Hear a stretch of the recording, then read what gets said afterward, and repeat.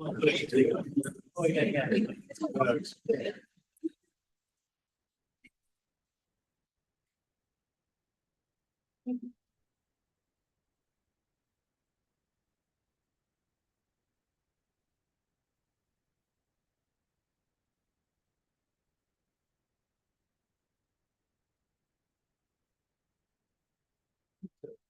night, I think that's 80. I think Tim is on 80. I think we'll open it.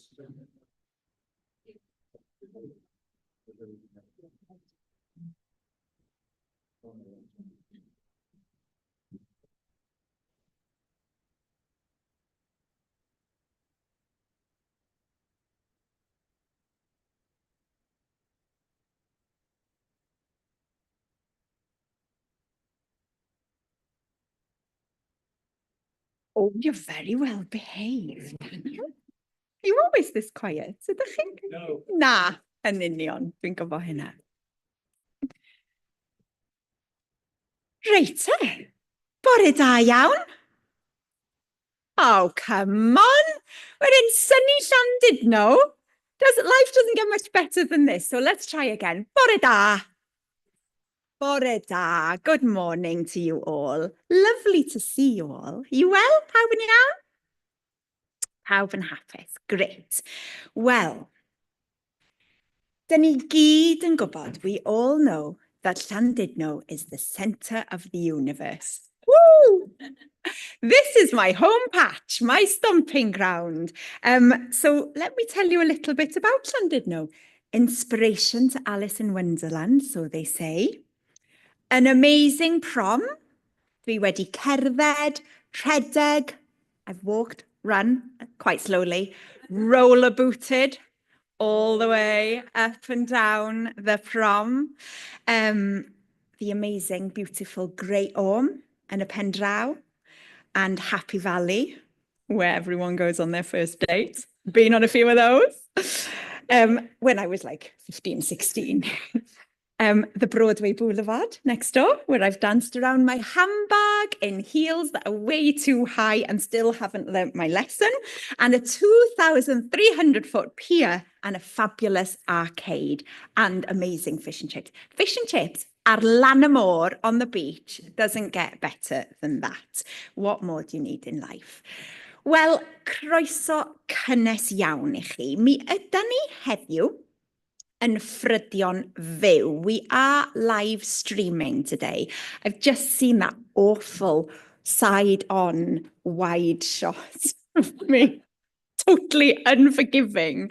And I always think, oh, I can breathe out pan dwi'n sefyll tu ôl i'r lectern, but not now, I'm going to get caught out. Felly, croeso cynnes I chi hefyd os ydych chi'n gwylio adre. A warm welcome if you're watching at home. So as president of the organisation, I'm really looking forward to today's events. We've got a fabulous lineup for you. Iawn. Ar eich byrddau, on your tables, you will see some headphones. So these are for translation purposes. Now, just to let you know, I will be presenting bilingually. So I will be switching I mewn ac allan Cymraeg a Saesneg. If you want to hear all my ramblings, mae croeso I chi wisgo'r clust ffonau. You can wear the headphones. And then when I switch into English, obviously, Yola will stop chatting and you'll just hear my voice. But if you want to blank me out for a little bit and just understand what I'm rabbiting on about, then mae croeso I chi wisgo, then you're welcome to wear them. But I will be translating everything I say, Welsh and English. So mae fyny chi, it's up to you. O'r gore. Croeso I Iola sydd yn cyfieithu a croeso I Dylan, the photographer. So there will be a photographer as well. So if you're guilty of something and you don't want to be snapshotted, if you don't want to be seen, if you're not supposed to be here today for whatever reason, then give Dylan a little wink and then we'll all find out why afterwards, okay? Great. Iawn te, gai just checio, ydych ffonau symudol ar y bottom towel, silent. If we could just put phones on silent, that would be great. I'm just trying to remember if I have. But dwi'n gobeithio bo fi wedi. Iawn te, dipyn bach o housekeeping. So toiledau, toilets, just out here, just to the, I've lost my bearings, to the left, because I've changed rooms now, just out there. But also, we're not expecting a fire alarm. There's no practice run today, so os oes na sŵn, larwm, if there is an alarm sound, then if we can calmly make our way outside through these exits and make our way down the stairs, and there are two points where we would assemble in the shelter on the front of this, the seafront, and also by the swimming pool. Iawn, ond da ni'n gobeithio fydd popeth yn iawn. Os oes unrhyw un yn cael unrhyw drafferthion heddiw, eisiau help efo unrhyw beth, eisiau gwybod lle mae'r lifts, mae staff Addysg Oedolion Cymru, the staff are all wearing lanyards. Any problems, any questions today at all, then find somebody and I'm sure they'll be able to help you. Okay, lovely. Reit te. Wel, mae mor braf gweld gymaint ohonoch chi. It's so lovely to see so many of you here. Mae'r digwyddiad yn digwydd mewn tair rhan. So the event is happening in 3 parts. We've already had our AGM this morning. Ac wedyn mae'r Cynhadledd rwan, the conference now, and then we'll be finishing with an award ceremony. Fydd na ceremony Gwobrau. A hefyd mae yna gyfle I bobl gael sgwrs dros baned ac amser cinio a mae yna stondina yn ystafell drost ffordd. It really is a pleasure for us all to be here today in person. That's great again, isn't it? Because, you know, all those years we had this online, but mae'n neis bod yma face to face with you as staff, governors, members and supporters of Adult Learning Wales. My name is Nia Parry and I'm the president. Sounds like a very posh title. I love saying that. I might start believing my own hype. And yeah. This morning is the themed conference event under the title Global Learning, Exploring Peace. Yeah, learning and peace, they kind of go together, don't they? So we'll be exploring that from the personal level to the global level. And then we'll have a break for lunch to mingle and chat to our fellow delegates. And then, did I say delegates? We might have some delegates. Yeah. But then this afternoon, we'll have the pinnacle of our day, which is the award ceremony for learners, where we'll hear their stories. Felly, ymlaen â ni efo'r gynhadledd rwan, a'r gynhadledd yma sydd yn cylchdroi o gwmpas y thema bwysig iawn yna, a hynod amserol ynde, sef heddwch ac addysg. Mi fyddwn ni'n edrych ar y rôl bwysig mae addysg yn chwarae yn nherma heddwch yn lleol ac yn fyd-eang. So why are we here today? So the Adult Learning Wales Conference 2025 this year focuses on this transformative role that education has in fostering peace on all levels, from the very personal ones to a global level.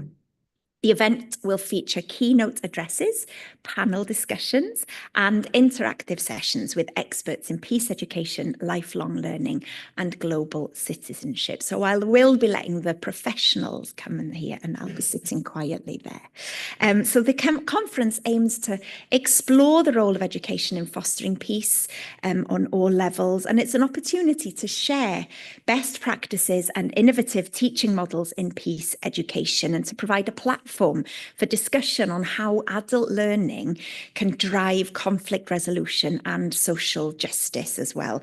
And it also gives us an opportunity to recognise the contributions of learners and educators in promoting peace. Da ni gyd yn ymwybodol wrth gwrs bod y daith at heddwch yn gallu bod yn un wleidyddol ar adegau. Ond mae gen I gais caredig heddiw os gawn ni gadw yn trafodaethau ni yn anwleidyddol, os gwelwch yn dda. Could I just give you a kind and gentle reminder that our discussions today and any material arising from today, which will be seen by outside parties, must be non-political, given Adult Learning Wales's charitable status. So diolch, thank you in advance for respecting that. Diolch. Iawn te, mae'n amser I fi dawelu, zip it. It's time for me to be quiet now. And I'm going to step aside for a very special person. I mean, you know somebody is special when they arrive wearing feathers. And all I was thinking was, if I was wearing feathers, they'd be covered in curry or soup. And I'd be thinking, oh, how am I going to wash it? Oh, it'd be a hassle to... We admire you and applaud you for everything, including your feathers. Felly, dwi'n falch iawn o gyhoeddi rhai munudau yn ôl yn cyfarfod blynyddol ni, bod ni wedi cael pleidlais a bod bob un person yn y stafell wedi cytuno yn unfarn i alw Bernie Davies yn is-lywydd i Addysg Oedolion Cymru. I'm very excited to announce, hot off the press, it literally happened a few minutes ago in the room next door, but in our AGM, Bernie Davies was unanimously voted in as Vice President of Adult Learning Wales. So let's give it a huge round.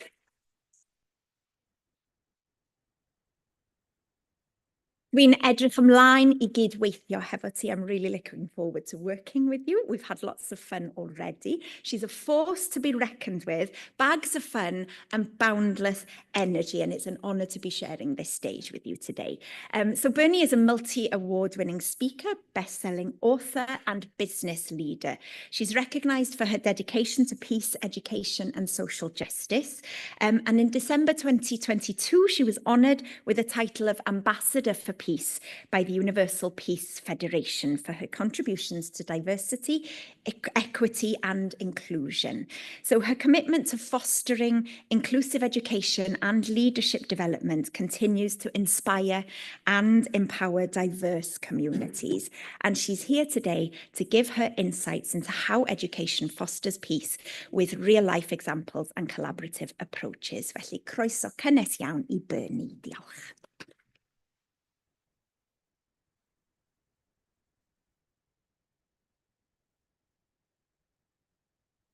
Thank you, thank you. Good morning. I would just like to, first of all, give due deference to my president. And as I stand there as vice president, come on! I wore my feathers in faith that I got voted in.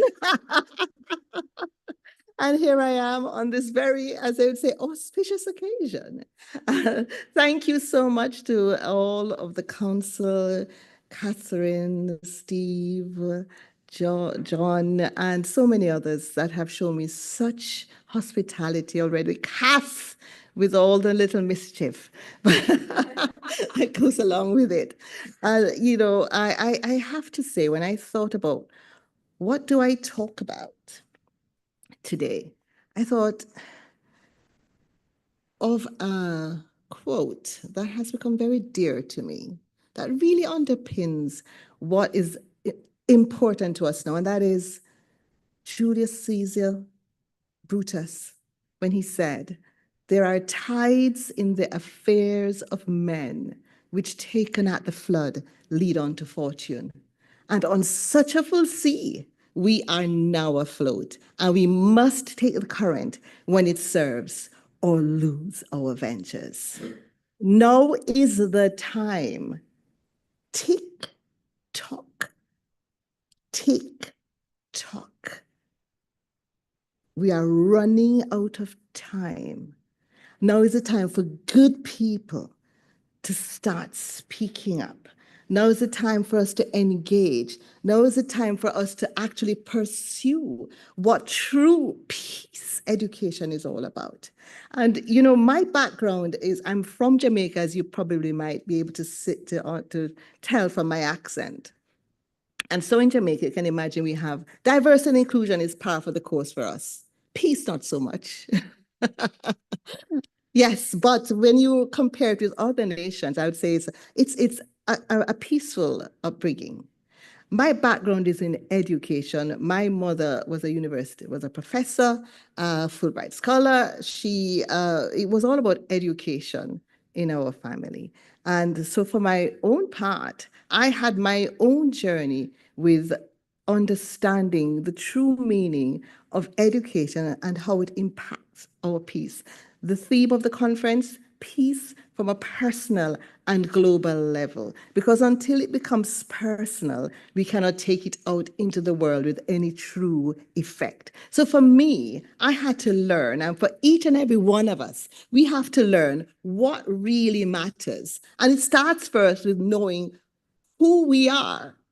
Knowing yourself, as my mother used to say to me, and what I know I've now added, embracing your you-print. Because each one of us, from every culture, every country, every creed, every nation, and as individuals, we have our own unique imprint, which we leave on the world. And when, as educators, when we take it into the realm of education, when we step into these places, we bring with it our own personal experiences, and we have to treat with the personal experiences of those around us. So we have to be intuitive. We have to understand with whom we are engaging and how best to help everybody that we meet, whether it's in an adult learning context, as it is with Adult Learning Wales, or in the primary all the way up through education. And you know, we are everyday learning. That's a cliche. We say we learn every day. Every day is a school day. What does that really mean for us? And what are the implications in terms of peace? Because if we are in this peace, we will not be able to create peace. When we look at the curriculums that we have, the curricula, we need to have parallel curricula. Those that are about value, those that are shadowing the main curricula, so we can truly make an impact and truly make a difference. That is why I was really, really, really encouraged to take this offer of this role and this appointment, and I take it very seriously because it's a continuous education piece. It's a continuous education piece. How is it I'm standing here with an ambassadorial appointment by the Universal Peace Federation?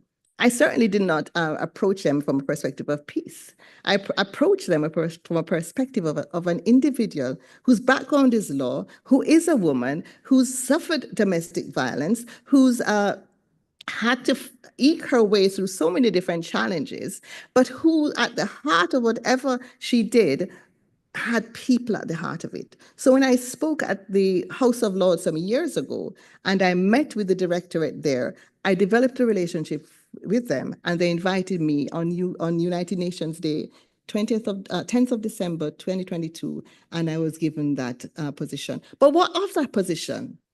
Position is for a purpose. It is not to pat ourselves on the back and to say how wonderful we are. No. You are positioned and uniquely placed so you can, first of all, do what you are gifted to do, but then not to close the trap door behind you, but to bring others with you and create that space where you can be a voice and you can give voice. So I would just like to share with you a little bit about the work the Universal Peace Federation does. UPF had its inaugural assembly on September 12, 2005 at the Lincoln Center in New York City.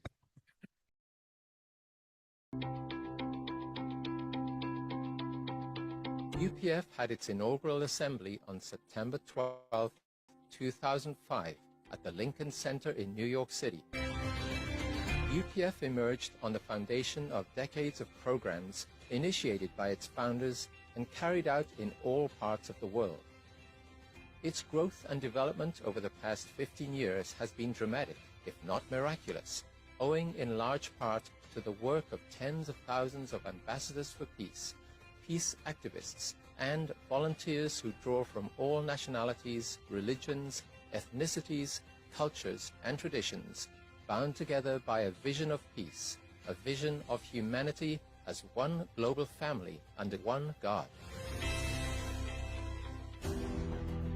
The range of programs over the years has been both broad and expansive, from character education to strengthening the family, from conflict prevention to conflict resolution, from poverty reduction to environmental stewardship, from interfaith dialogue to youth service initiatives, from support of the United Nations to partnerships with the African Union and a wide range of international organizations and NGOs. UPF has a global, multinational, multi-faith network of more than 100,000 ambassadors for peace who support and contribute to the mission and works of UPF.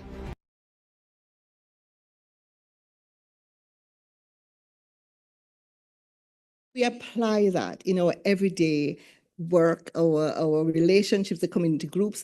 For my part, I sit on the board advisory panel for the Public Services Ombudsman for Wales. I sit on one of the largest organizations on the board of Business in Focus, which covers entrepreneurship and governs the Welsh Government Business Wales project.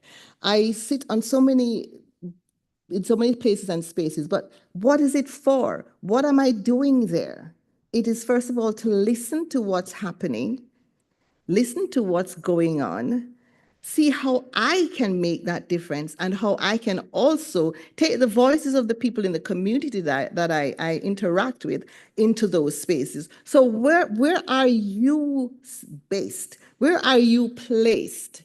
Whose lived experiences are you aware of that you can share? Because if you remain confined in the walls of your own lived experiences to the exclusion of those of others, you will find that you will be at risk of perpetuating the dilemmas, the difficulties that exist that we'd like to change, making peace in mediocrity, and being a part of the problem and not a part of the solution.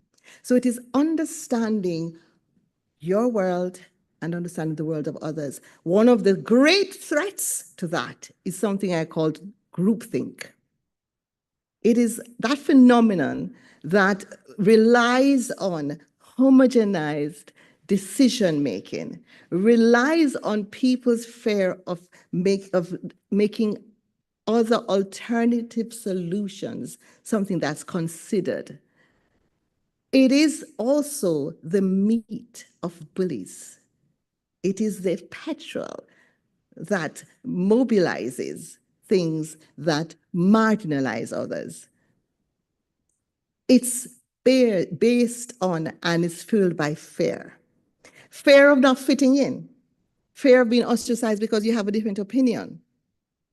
Fear of being seen with the ones that aren't popular. So what is she talking about? Let me tell you what I mean. Let's bring it home. You're in a meeting and you're in charge, or you're just one of the people in the meeting, and somebody chimes up, and the person who is in charge says, "Oh, yes, okay, we'll talk about that another time." Or they say nothing and move on to somebody else who speaks up about the same thing or similar to what that person has just said, and that person gets the floor. What is the message in that? The person who spoke first is not important. So the people who are people pleasers are going to think, well, I don't need to talk to them. I'll talk to that one. That's who I'm going to make my friend. And I'm not going to come up with a different decision or any kind of opinion, because you know what? I realize the best thing I can do is just smile and wave. The Apollo 13 dilemma. Echo chambers. Information bubbles, where we only hear and see the things that we engage with. So we don't know what's going on outside there, which is why I applaud Catherine and the council for bringing Oleg over from Ukraine, because you want to hear and see and know what's going on. We don't want to get it secondhand, and we don't only want to get it because of where we are looking. And here's the rub. Here's the thought. Maybe our opinion might not be the one that's right. So we need to engage with other thoughts. Very important. We need to widen the reach. We need to spread our net. We need to come outside of our own comfort zones. We need to educate ourselves. We need to look to promote others, and we need to look at how we do it from the grassroots straight through in our curricula, in our programs here, bring it home to adult learning Wales. And I've seen it, I've had the privilege to actually go into some of the hubs and see it in action, where there are people there sharing their experiences, and we are being formed by that. And, you know, last night I was so incredibly pleased when I said, are we doing, you know, based on this that we've discovered, are we now having a joined up approach with learning with parents? And Catherine was, yes, we've already started it. So that's the kind of thing. It is coming outside of our own knowledge and forever learning and forever adapting and forever creating that space that people will be at peace, because people who are not at peace will make war. Sounds simplistic, but it's the truth. People who are not listening to others and not wanting to find out anything outside of their own comfort zone, they're the ones that are causing issues, and they're the ones that are spreading propaganda. It's as simple as that. And it starts here, and there's a groundswell, and it goes all the way up. And what we want to start doing is to impact policy. I was talking with Oleg this morning, and he was talking about in Ukraine, despite the fact that I asked him permission, I didn't want to steal his thunder. So I asked him, "Were you going to talk about this?" And he said, "Yes, you can talk about this." So in Ukraine, that despite all of what is happening here, they're launching businesses, they're educating, they're upskilling. They're funding new businesses. How incredible is that? The resilience of the human spirit. When we think about things that are outside of ourselves, and we think about how we can upskill and equip and learn and grow together, it's just incredible. So despite the fact that it looks dim, there's always that glimmer. Oops, I need to get I love to move. There's always that glimmer of hope. So in the backdrop there, what you see is a couple of the things that I'm doing. I've just been incredibly pleased to be able to be hosting an event this year at the United Nations, all about global peace, about the human spirit, about how we can have cultural competency, cultural literacy, where we can promote that, and cultural exchange, all of that. I'm able to do that. How incredible is that at a time when I'm also able to develop a relationship with the country of Burundi? That's me with the ambassador to Burundi, and this is all about how we are going to promote the elimination of violence against women and young girls, promote peace, promote health, promote education. And Spain, I was there with the ambassador for Spain last month. And what are we doing? We need to learn from other nations, because in Spain, they are doing so many things. And that is it about information bubbles, because some of us might think that Spain is not that, diverse in their thinking and forward thinking because of this sports situation where you have the monkey chants that happen at football, and you think Spain is so closed. That was my belief. But then I went to Spain at the invitation of the ambassador, and I just happened to stay at a hotel. And that just changed my entire perspective on how I saw Spain, because that hotel was one of 32 hotels in Spain that are all about disabilities. 80% of their staff are purposely disabled. They have reasonable adjustments that are made. The chefs are deaf. All sorts you would never have known. And they are now going to be launching a 5-star of the same Oedolion brand, where 100% of their staff are disabled. Now, what relevance is that to education and personal and global? Everything. Because remember, at the end of the day, it's people that make up the world. We complicate things with all these statutes, and yes, they're important, but who are the statutes for? Who are they to protect? Who are the policies for? It's for the people. So unless and until we actually promote the people and get to understand the people and work from the ground level, we will never, ever achieve anything close to some semblance of peace. Because let's be reasonable, we're not going to get peace all over the world, but we'll have some semblance of peace. We will control, we will hold back war. We'll hold back total decadence. We'll hold back dishumanity. That's my phraseology, new one. No, but in all seriousness, we have got to stop mystifying things and realize that every one of us has a part to play. And we have a responsibility to lead from the ground up, and those who are in leadership positions have a responsibility to be intuitive and lead from the top down, to be allies, to cast a glow, not a shadow. Cast a glow, not a shadow. Very important that we think about that. Because in these times, we do not necessarily have a second chance. Some of us have had second chances in the United States. We've had second chances. Let's hope that they make use of that second chance. But second chances are not something that we have. We have today tempus rerum imperator, which is time is the commander of all things. Now is the time.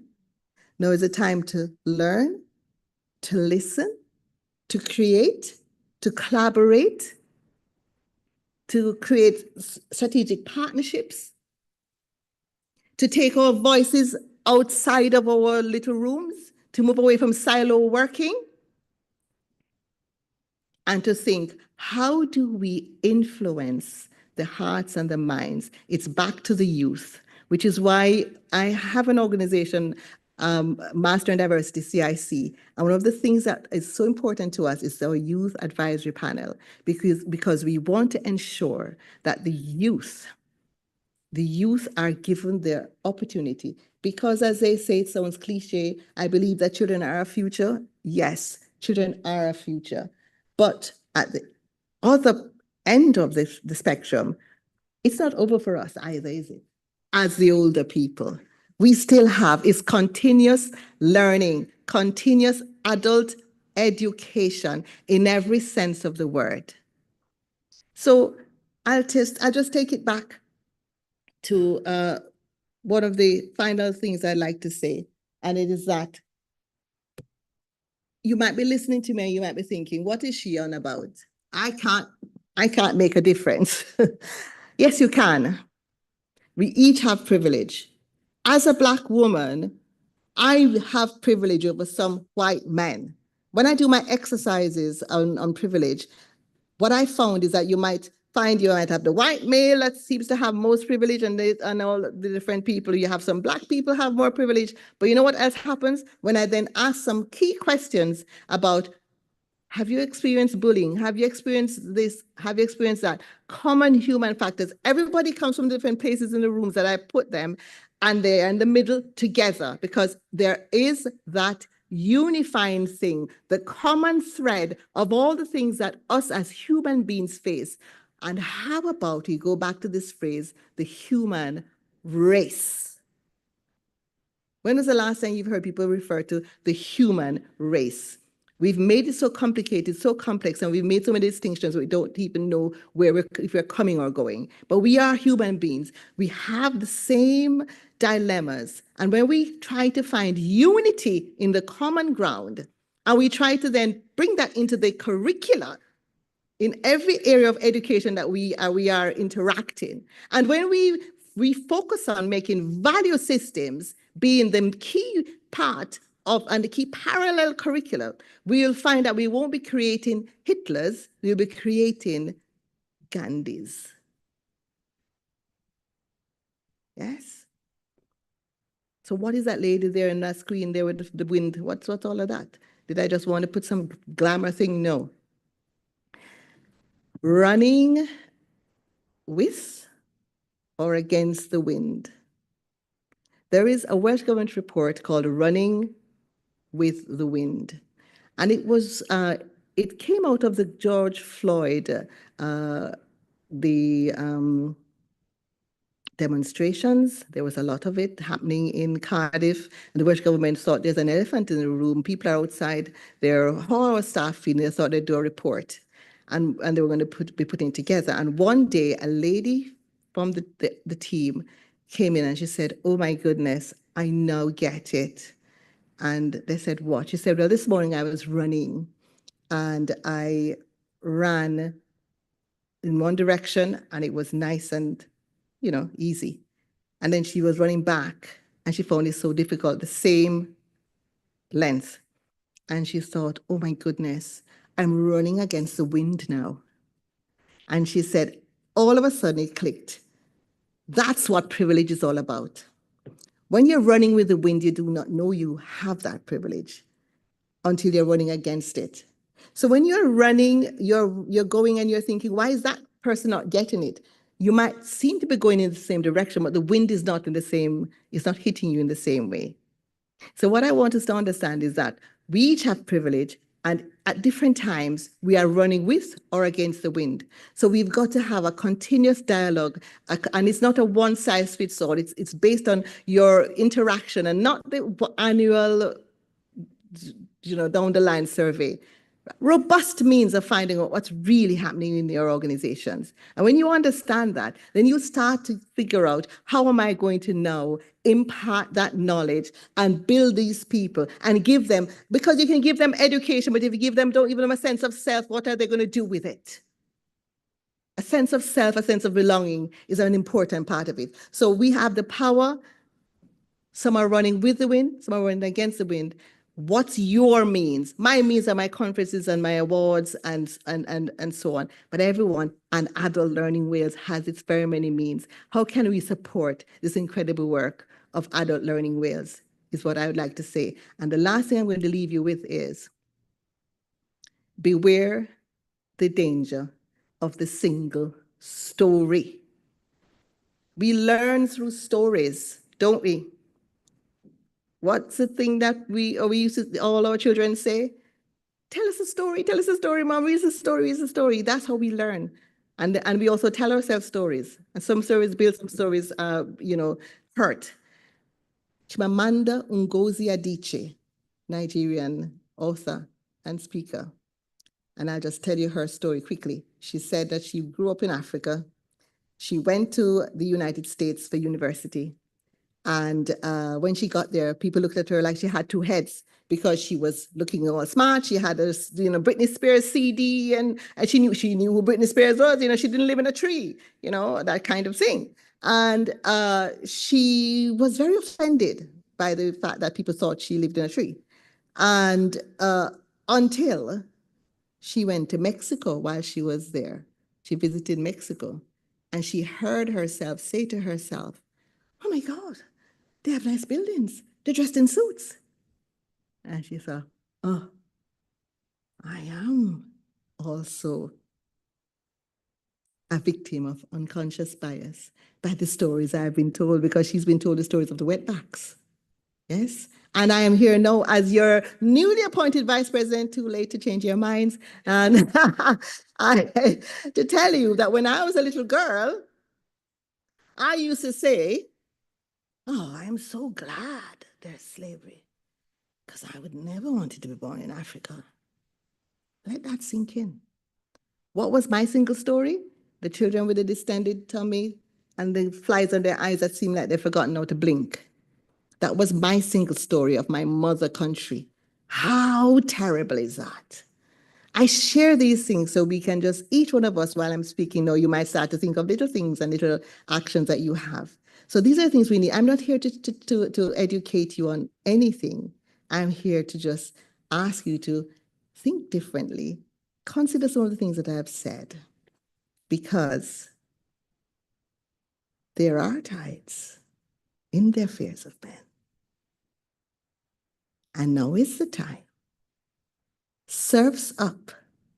Ride that wave, because the world needs us. Thank you very much.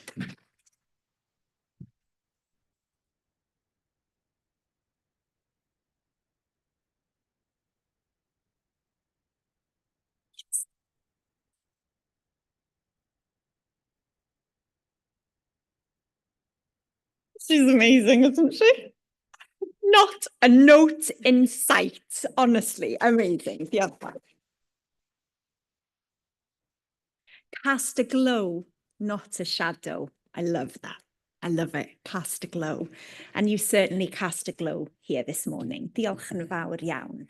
A mae'r syniad yna o redeg yn erbyn y gwynt. If anybody's ever run along the prom, it is a completely different story when you run back, because when you're running against the wind.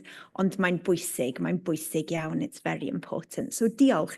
Diolch am wneud i ni feddwl, ynde, procio'r meddwl. Thank you for making us think differently. It's very important. Diolch. Well, who are we going to get to follow that? Vicky Howells, Minister for Further and Higher Education and Welsh Labour Senedd Member for Cynon Valley. Rwan, dydy Vicky ddim yn gallu bod yma heddiw, ond mae hi wedi recordio darn i ni o flaen llaw. Sadly, she can't be with us here today. She's missing out on the Llandudno experience as well, but she will be giving a short overview of Welsh Government support for lifelong learning and peace education now.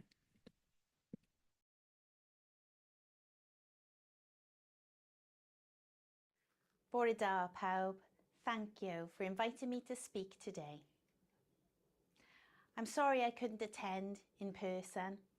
I hope that you're enjoying this thought-provoking conference that showcases the outstanding work across our sector. We're committed to creating a flexible, accessible tertiary education system, one that supports lifelong learners and offers pathways to an equitable and sustainable Wales. Through the Tertiary Education and Research Act, we've placed strategic duties on MEDA. These include promoting lifelong learning, equality of opportunity, a global outlook and civic mission. MEDA's recent strategic plan outlines these commitments. We're working with partners to increase participation. This is especially important for underrepresented groups facing social, economic, cultural or organisational barriers to learning. Our strategic equality plan set out how we'll eliminate discrimination and advance equality. I'm proud that many Welsh providers are part of the Universities of Sanctuary network, supporting vulnerable individuals and refugees. MEDA is funding a Wales-wide project for anti-racist curriculum in further education. This includes the metaverse, which shares lived experiences and diverse resources. We're also improving adult community learning and ESOL classes for refugees and asylum seekers. These contribute to building cohesive communities. Post-16 education must extend beyond classrooms and borders. We need to empower our learners as global citizens who can shape a better future.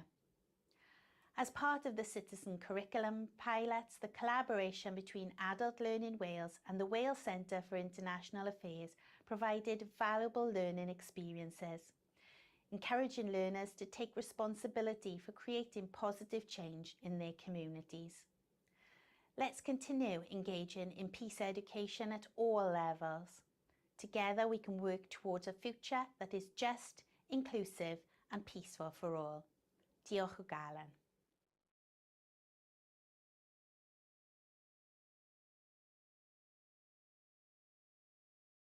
Wel, mae'n anrhydedd rwan, yn anrhydedd enfawr I wadd yn gwestai nesaf ni yr holl ffordd o Wcrain. Gwlad sy'n gwybod yn well na neb be ydy gwerth heddwch. So I'm extremely honoured next to invite our next speaker to the stage, all the way from Ukraine.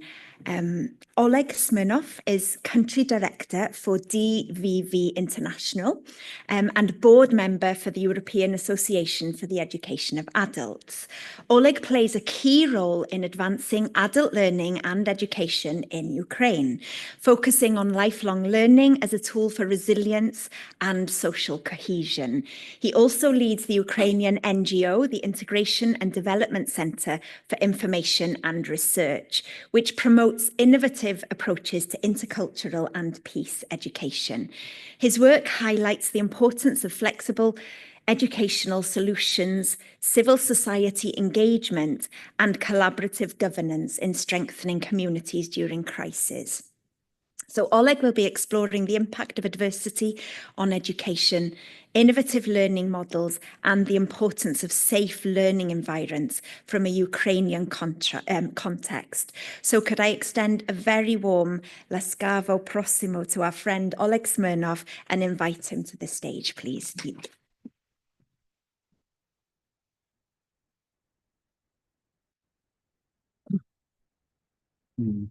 Dear conference participants, Boreda. I start learning Welsh from this day. I hope. So my English is not so perfect, but I hope you understand my presentation. I really sincerely grateful to the organizers for this invitation, for inviting me to this event, for this opportunity to speak on behalf of all Ukrainian people who stay in Ukraine or are outside of Ukraine, who continue study during these times. And I will try to speak more about what is going on, especially from the educational point of view. Also, in recent years, I have always started my speeches with the words of gratitude to all defenders of Ukraine, thanks to whom we still work and simply live. I personally was born in Mariupol, which is now occupied by Russian troops, and then lived for almost 40 years in the Crimean Peninsula, part of Ukraine, and I had to leave it in 2014, was forced to leave it with my whole family because I was accused of spying for the United States. Just because I was working for non-governmental organization, which received some support from international donors, from other governments. So it was, but it was also a conscious decision of our family not to stay in that reality. I worked for non-governmental organization. I worked also for Tavrida National University teaching students. And we had very strong activities in intercultural education, education for peace. In 2009, our organization, which was mentioned here, the Integration and Development Center for Information and Research, was awarded the Max van der Stoel Award from the Ministry for Foreign Affairs of the Netherlands for its efforts to promote tolerance and understanding among the multi-ethnic population of Ukraine's Crimean Peninsula and to facilitate genuine integration and participation of all ethnic communities. Unfortunately, our activities aimed at establishing intercultural peace in Crimea failed to become a response to the military invasion, and we witnessed how quickly many people can change and become aggressive towards others. But the main shock for me that what I had only heard from my parents, stories about World War II, about their life under occupation, about their relatives lost and murdered parents, became the reality of my life and the life of my children. In February 2022, my wife and I made a conscious decision not to leave Kyiv, just as we left Crimea, even though the city was devastated for a couple of months.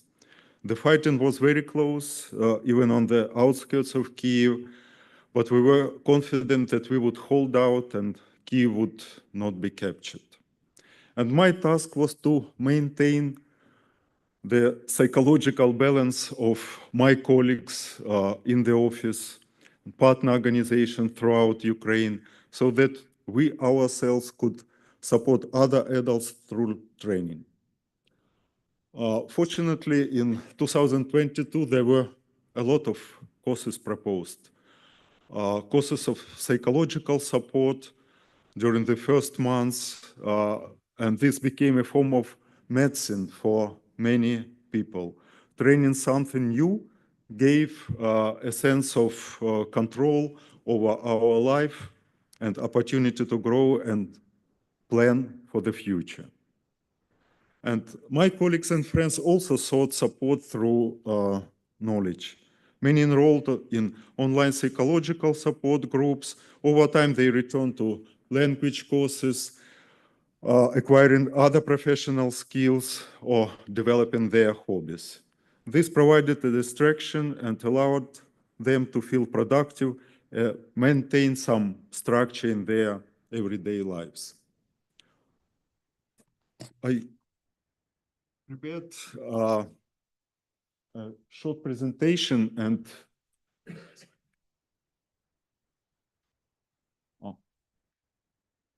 there are some figures. There are a lot of figures now, but I will just draw your attention to the losses in the educational sphere and speak more about them. But there are some figures of killed and injured civilians, killed and injured children, and damage to educational institutions, what we are working in our sphere, that over 380,000 educational institutions have been damaged or destroyed due to the conflict, and which consists roughly 25% of all educational facilities nationwide. And you know that millions of Ukrainians and Ukrainian students have sought refuge in other countries, disrupting their education. There are some pictures of educational institutions, buildings from different regions of Ukraine. So not only from those cities which are close to the front line, but in Kiev, in Odessa, in Mykolaiv. I will try to focus on the challenges which we have as adult educators in our work and how we deal with these challenges. And I would speak about mainly resilience and developing an inclusive environment for adult learners through psychological support at first stage, and then involving them, different groups of people, involving them in different kinds of training. And also speaking about the challenges which we have for peace education, or what really affects our life and how we can answer with which curricula, which training courses, or what kind of dialogue could resolve these problems. I've tried to group them.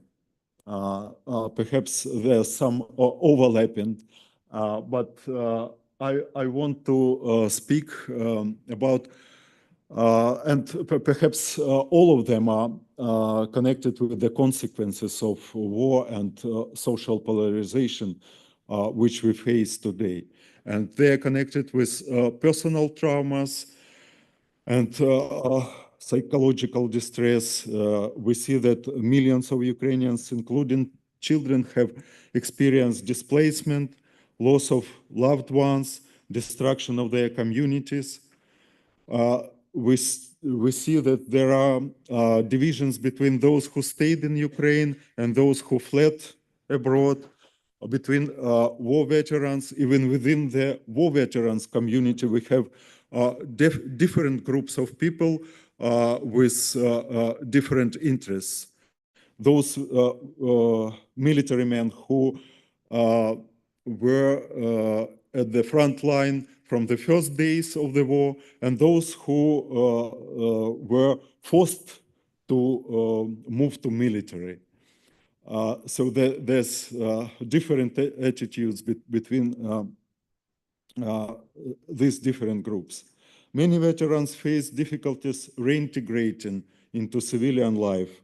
And also IDPs, you know that thousands or even millions of people moved from eastern part to western regions of Ukraine. Oh, sorry, it's ALM.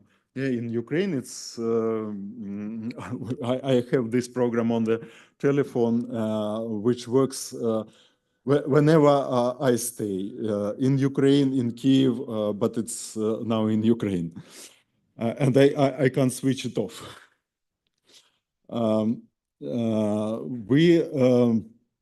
So there are people moving with their cultural background to another environment.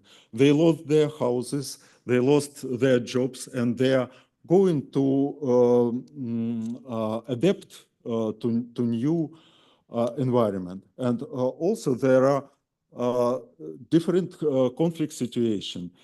Even if people at the local communities understand that people came, they lost something, they came to their communities for a help. And sometimes we witness conflicts about premises, which are empty for many years in communities in Western Ukraine. But when these newcomers from eastern part, they pretend to reconstruct these old buildings, this local community is against, or part of the local community, and this requires dialogue on the local level and some kind of communication for people to understand how they jointly can use these premises for learning and for communication. There is a big amount of conflicts about disinformation and hate speech, because the information war fuels distrust within society. We feel this aggressive rhetoric towards different social, ethnic, or political groups, which intensify conflicts on the local level. So it's also the task for peace education, part of which is to teach critical thinking. Then challenges of integration for displaced persons and retraining refugees. These are mainly conflicts about competition for resources, so limited housing, jobs, social services. They create frictions between locals and newcomers. Then we also have witnessed gender inequality and human rights issues. It's difficult to have statistics, reliable statistics during the wartime, but still there are figures and cases which testify that war has led to higher rates of gender-based violence, that women and marginalized groups often face discrimination, and vulnerable groups struggle to access opportunities due to systemic barriers which exist in the society. And also there is a big group of challenges connected with distrust and which is connected with corruption on national level and on local level. Perhaps you also heard these stories from media. Yeah, it's really an issue which is discussed, which divides society, which leads to the loss of trust of national government and local governments, or some layers like prosecutors in the country. And this also an issue which should be discussed and should be a part of training and dialogue on the local level. What works? What works well in our situation? When I should admit that there's no national policy on peace education. There are much talks about national identity, about patriotic upbringing, upbringing of this Ukrainian national identity. But peace education is not priority, as adult education also is not the priority. The main priority today is vocational training, yeah, because lots of people lost their jobs or left the country. There's very big gap between the demand and proposition on the labor market. And yes, it's really an important issue. But we each time we have to return to the issue of peace education, of intercultural education in our multicultural country with different cultures, with different languages spoken.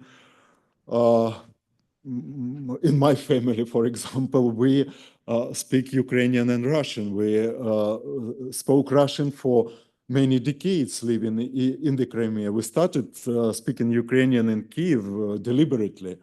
And our children, they also spoke Russian, but they started to speak Ukrainian, and they communicate in Ukrainian. And this is also the issues which are discussed in the society, these language issues, and sometimes they are also the issues of local conflicts between those people who escaped from eastern part of the country, and they have this right, yeah, to say that it's not the big issue. That language is not political issue, it's an instrument which we use in our everyday life.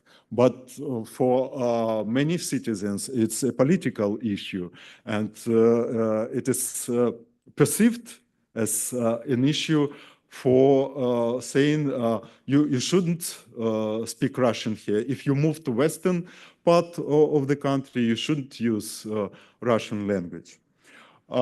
What worked well for many years in Crimea and what continues working in Ukraine, because we moved this experience of intercultural education from Crimea to other regions of Ukraine, and we worked and we presented and worked in other countries. This is this culture of good neighborhood course, which is the course which goes through the whole life of a person, and it starts from preschool level, goes through all the grades of secondary school. There are curricula also for vocational training institutions, for universities, and for adult learners. And mainly what we did and what we continue to work, we work with parents. Because parents are the most active and sometimes in many communities more responsible because they understand the future for their children should be peaceful, and they are ready to be involved in peace education, in the discussion on peace, and in different methods which we use.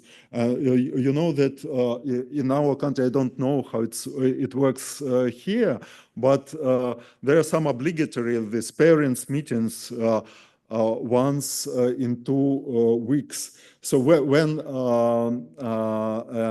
headmaster meets with parents and presents what was positive, what was negative, and we proposed a series of thematic discussions for parents, and we trained teachers, headmasters, to be the moderators of these parents' meetings and to involve parents in different activities.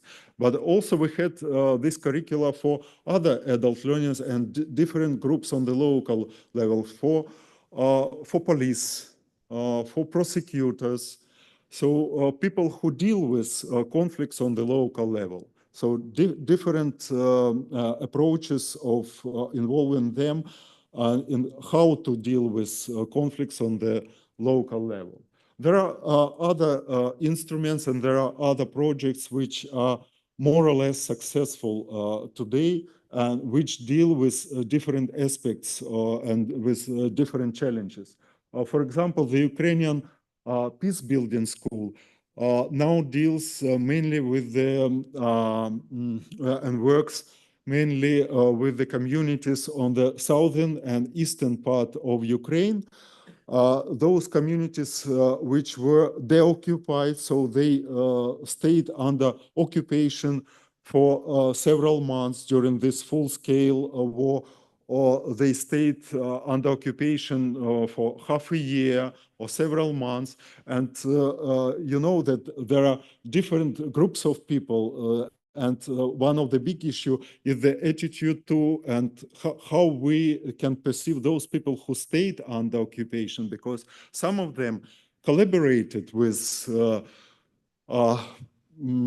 new authorities. So, and now how to avoid conflicts between different groups of people. And we have this demand from local authorities, how to cope with conflicts on the local level, because different groups of people, different personalities, they are perceived as collaborators. How we can live together, how life will continue. We have rather good component within I work for DVV International, and we are mainly working on the capacity building for adult education centers. And we have, based on the German experience, rather good course on professionalization of adult educators. And we have developed a component with focus on mediation techniques and conflict resolution and conflict prevention techniques within this course, and this 3-module training program which can be conducted online for adult educators. This just new, which we try with some universities to adapt to Ukrainian reality, some experience from the United States, the method of conflict reflections, which was developed by the Center for Civic Reflection in Salisbury University. And we have now a Fulbright professor studying there who tries to adopt this method and to use it for local communities in Ukraine. And this conflict prevention in southern Ukraine is part of the activities of the Ukrainian Peace Building School, and also social mediation, which is rather spread now in different regions. So just few more words about the culture of good neighborhood course. So this is a totally Ukrainian educational product developed by local educators. We have support at the state level. So this is the elective course, which is recommended by national government, and schools and universities can select this course. This is the only end-to-end integrated course in Ukraine that can be followed by students from 4 to 104 years old. This is a tool for developing key competencies of life learning. The course provides broad social inclusion of vulnerable groups and prevention of violent conflicts. The course is based on the usage of local and attracting attention to local natural resources, local human resources. So everything is based on what local communities have, what they can develop on the local level, and how local community can be perceived as a part of the state. So this systemic, competency-based, integrated personal activity approach has a long story, and it was tested. You know that one of the difficulties in peace education is how we measure. If it's always a question, is it possible to measure these changes in attitudes, in behavior of people? And we had this methodology how to follow these changes in children and adults. This methodology was tested, and the success was confirmed. And it is internationally recognized. It was the first initiative in Moldova to unite teachers and adult learners from both banks of Dniester River, from Chisinau and from Transnistria. And it still works in the region. So this course continues working in the region.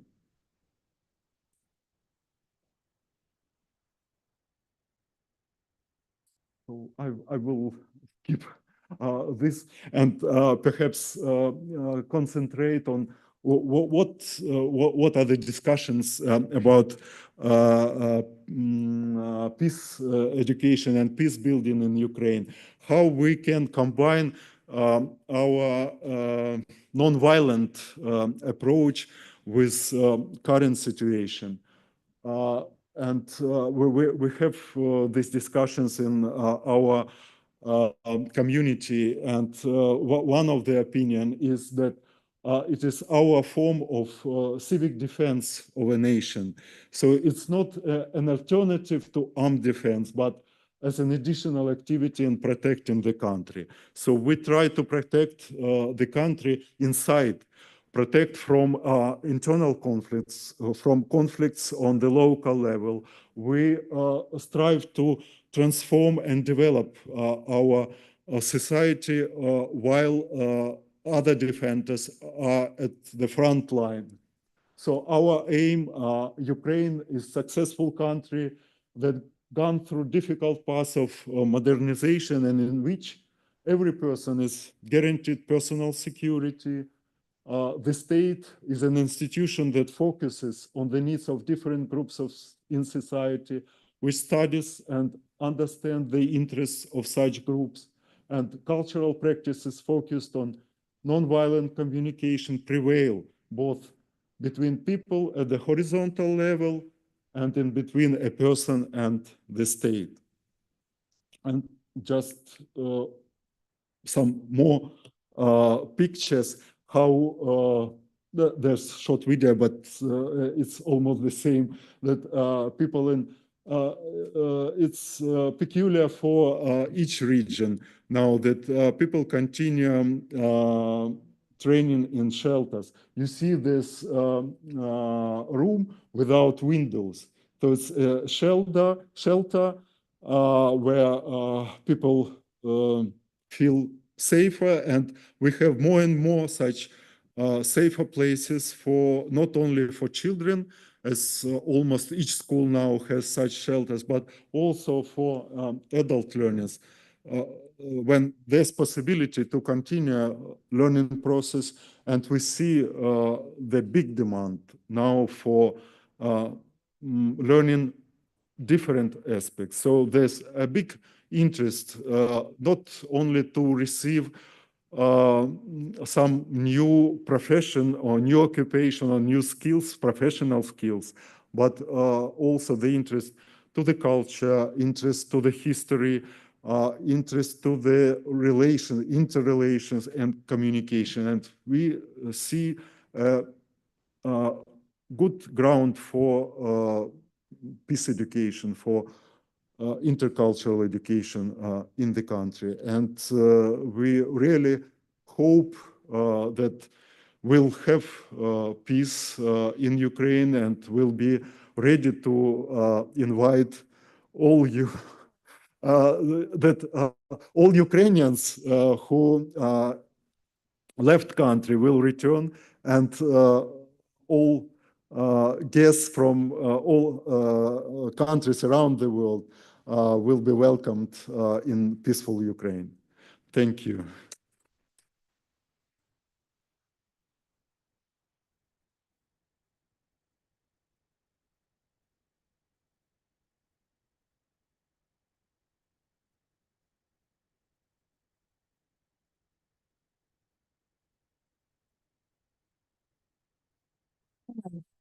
Oleg, duże dziękuję. Thank you very much. Diolch yn fawr iawn. Mae'n anhygoel yn dydi? Da ni'n cymryd yn ganiataol, we take for granted our safety, our ability i fynd i'r brifysgol, i fynd i ddysgu, to go and learn. Mae'n anrhydedd dy gael di yma heddiw. It's a real honour having you here. As Bernie said, I think when you hear personal stories, it really kind of hits home. It really hits home. Oh, I feel quite emotional. I think when I heard that alarm, I don't think any of us, Oleg, could not be swept to the Ukraine for a minute. So just imagine how, as a parent and as a human being, that it must feel to not feel safe. So diolch. Sorry, that took me a little bit by surprise. But thank you. All this will be here at night. Yeah. It was really. And you just smiled. Unusual, yeah, and you just smiled and carried on with your day. And I think for us, it's a little bit of a rude awakening. And but thank you for sharing your insight, your personal experience, your professional experience, and we really admire your resilience as a nation facing adversity and violence, and you've forged forward. I mean, you lose 25% of your buildings, and then you find safe shelters, and you keep educating people about vocational things and about peace. So yeah, we applaud you, and we'd really like you to take a lot of Welsh love and warmth and strength and humanity with you back to the Ukraine. Diolch yn fawr. So now my mascara is smudged and my nose is running. If anybody has a tissue they can hand to me, that would be fabulous. Otherwise, I'll just use my jacket. Oh, dwi'n ofnadwy. So, swiftly moving on. Oh, everybody to the rescue. My first vice presidential support role. And now I'm going to blow my nose down the two of my... Oh, dear me. Oh, I'd like to blame it on the menopause, but I've always been like this. Iawn. Nesa, dwi'n mynd i wahodd 2 siaradwr i rannu'r llwyfan yma, ac mi fydden nhw'n trafod cynllun peilot arbennig iawn ac yn sôn am ei effaith o ar addysg heddwch. So next, we're joined by a pair of speakers, Michelle Kurzweil, Curriculum Manager for Adult Learning Wales, and Hayley Morgan, Chief Executive of the Wales Centre for International Affairs. And Michelle is dedicated to shaping innovative and inclusive educational programs that support lifelong learning and social cohesion. She has been instrumental in developing the Citizens Curriculum, which integrates peace education, global citizenship, and essential life skills to empower adult learners. A moment. As part of Hayley's role at the WCIA, she aims to strengthen international understanding in Wales with a focus on peace, the environment, and cultural awareness. So they'll be discussing the Citizens Curriculum pilot and its influence on learner-led peace education. So Michelle a Hayley, dach chi'n barod lle? Oh, fanna.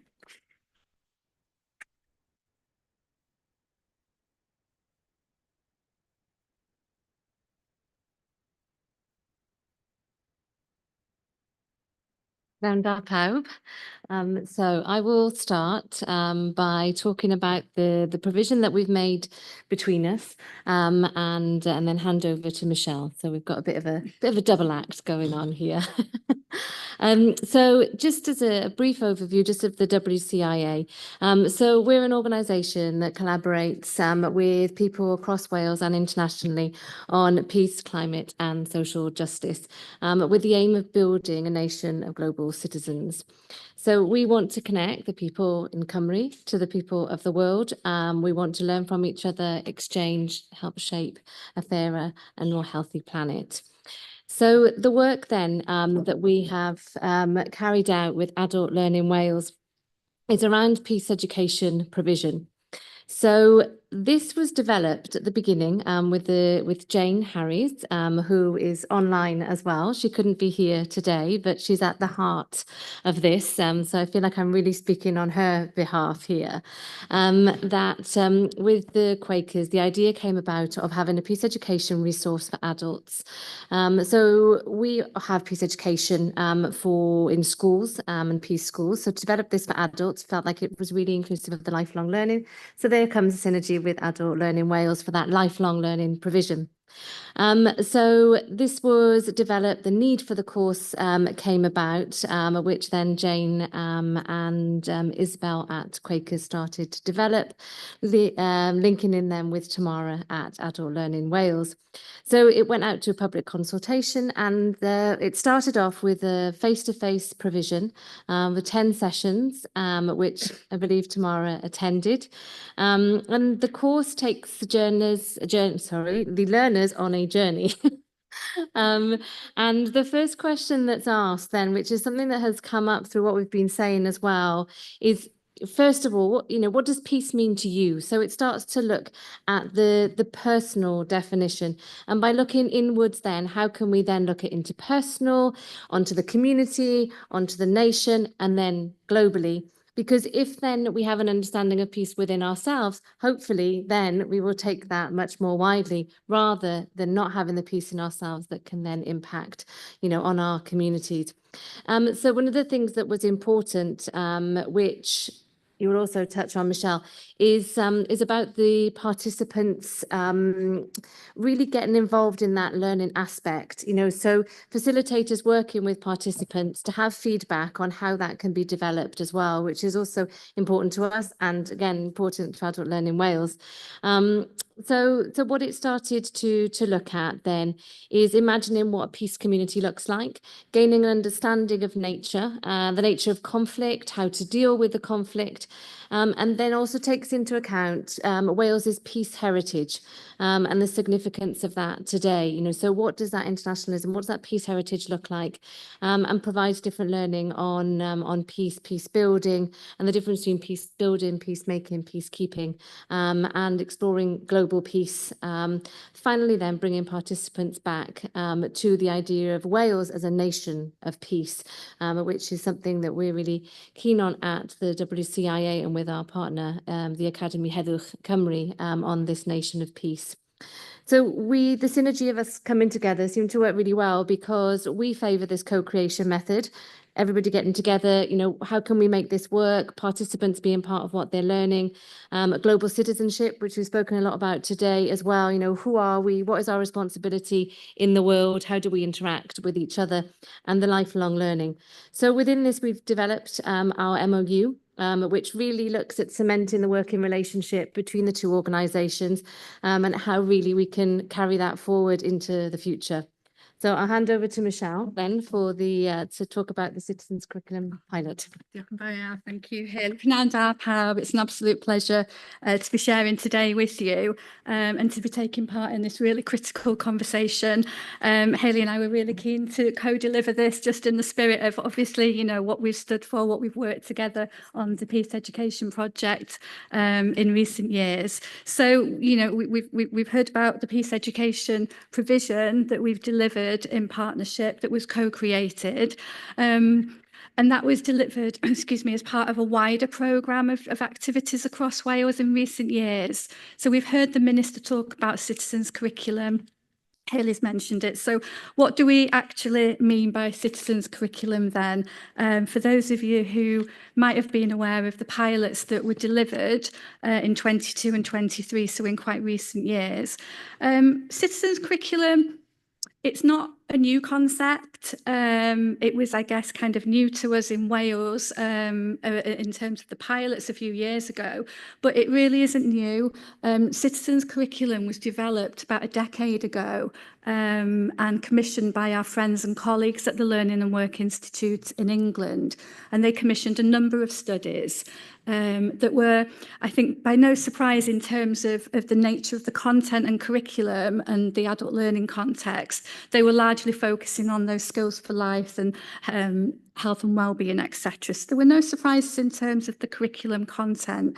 The approach, though, was that they were looking at really what motivates adults, what really kind of motivates adults to learn. And that was the principle, really, that underpinned the citizens' curriculum. So we've already, and the principles of co-curriculum were words that we've heard from some of the speakers already: co-creation, cooperation, working cooperatively, and consultation. So we work really closely with the Learn and Work Institute in England and Wales. So we were aware of those pilots that had taken place during 2014, 2016. And moving then back to Wales, and of course over recent years the educational landscape in Wales has changed significantly, not just within our statutory education and the changes to curriculum for Wales, curriculum for life, but also with the establishment of the Commission for Tertiary Education and Research, MEDIR. So as Wales's largest adult learning organisation, of course, we wanted to further raise the visibility and the profile of adult learning. And Stephen Nichols, our chair, you noted something that I've shamefully just pinched, if you don't mind. But in the AGM, you mentioned the phrase, "We shout loud into the headwinds." And we took this opportunity a few years ago to shout loud into the headwinds in the context of all the changes and the transformation across post-16 education. And we took this concept of citizens' curriculum, worked really closely with Learn and Work Institute, who in turn lobbied Welsh Government, because what we really wanted, running parallel with our partnership and the discussions and the need that had already been identified for a peace education in Wales, we really wanted to be quite creative, innovative, but of course that comes with a cost. We needed some funding. So we were really fortunate to receive some funding, and we were one of 6 pilots in the citizens' curriculum in Wales. We actually also led on a second, but one of which was peace education, which we're incredibly proud of. So we received some funding. We were able then to resource a coordinator who's with us today, Tamara Garnell, and we also developed between us a group of practitioners. So we were really keen to put a lot of resource and time and preparation into developing that team of practitioners in what was a really new innovation. And of course, we were guided very supportively by Hayley and team. And there was a lot of work on co-development and co-delivery of the peace education programme.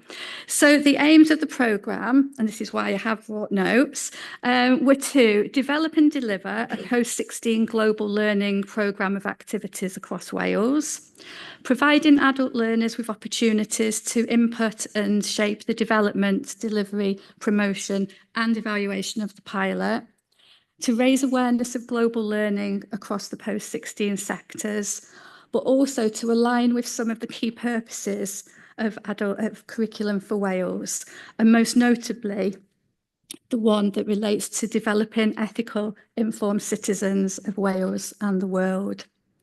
So again, this was based, as I've mentioned before, on the principle of co-design, learner involvement, co-production. So as Hayley's already mentioned, there were a number of consultation activities that took place that really shaped the course content and delivery, course design of the project. And so I'm happy to report that we had, a number of learners who engaged in the activities, whether that was during the forums where we were collecting and receiving their input into content and course design, or whether it was actually enrolling and engaging on the programme itself. So we started small but mighty. So following on from the pilot, which again, we had that opportune moment within the context of the citizens curriculum and messages from the minister at the time around Wales as a second chance nation. So again, we had a real kind of key critical moment in time. And we are uniquely placed, and of course working in partnership with WCIA as well, and your expertise as well. So we were really well positioned, I think, to develop and deliver this. So we have delivered a number of subsequent courses, both face-to-face and online. They have somewhat evolved, and we have colleagues in the room today who not only have been part of some of those programmes, but we're actually taking them forward as well. I think what I just want to share with you before we look at future plans, though, really, is some of the examples of impact that the courses have had on learners. But first of all, can I just share with you a really unintended outcome and impact example? And that was one amongst our own staff in Adult Learning Wales. So, of course, we developed a curriculum, we've received feedback from the learners, we're keen to continue to work together to move this on and progress it further. So then, of course, Tamara used an opportunity last September as part of our Learning and Professional Development Week to share an update with her colleagues, our curriculum development coordinators. So Tamara did an awareness raising session so that those members of staff then were fully informed and fully armed, if you like, to start to roll this provision out into our core offer. And what came from that was a huge amount, I think would be an understatement, wouldn't it, Tamara, of interest again from our CDCs, our curriculum development coordinators, who were more than keen, and we had requests from the majority of them to actually undertake the course themselves. So as a result of that, Tamara then, with colleagues, facilitated a session at the start of this term, and we had 8 colleagues, some of whom are amongst us today. I can see some nodding heads, who attended those sessions. And again, so naturally an impact on themselves at an individual and a personal level. But of course, then we've got a team now of delivery and development staff, who have really engaged with this programme and its content, its meaning, its value. So let me just share then, if I could, some feedback from learners as well on the programme. And I think some of this really resonates, Bernie, with I think some of the observations that you've shared with us this morning. That one learner said that, excuse me, if you're struggling with the world, it's a place to start and share that with others. An opportunity to increase the role of peacemaking between communities and break down barriers which lead to polarisation. Learners also noted that heightened sense of self-awareness as well, which you touched on earlier. And if I might share this, I learned that peace, if ever it were to be achieved, is not a finite thing, but an ever-evolving state of existence where the slightest event can tip the balance one way or the other. It's a thing to constantly strive for and maintain. It needs to start at the root, with inner peace, and be nurtured within the family. Only then can it be passed out in wider concentric circles, from community to country, until it encompasses the globe.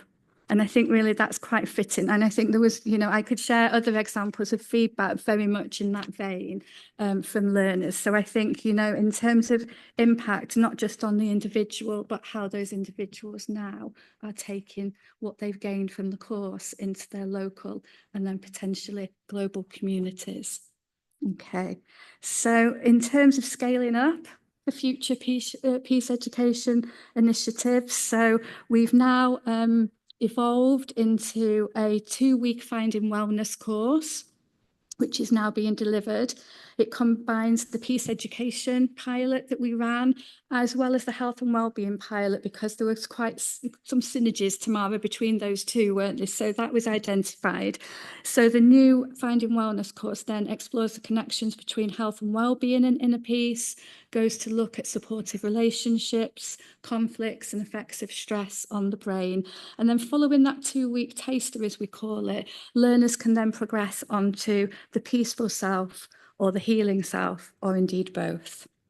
So those courses are now up and running. As I said, we've got colleagues in this room who are already facilitating some of those.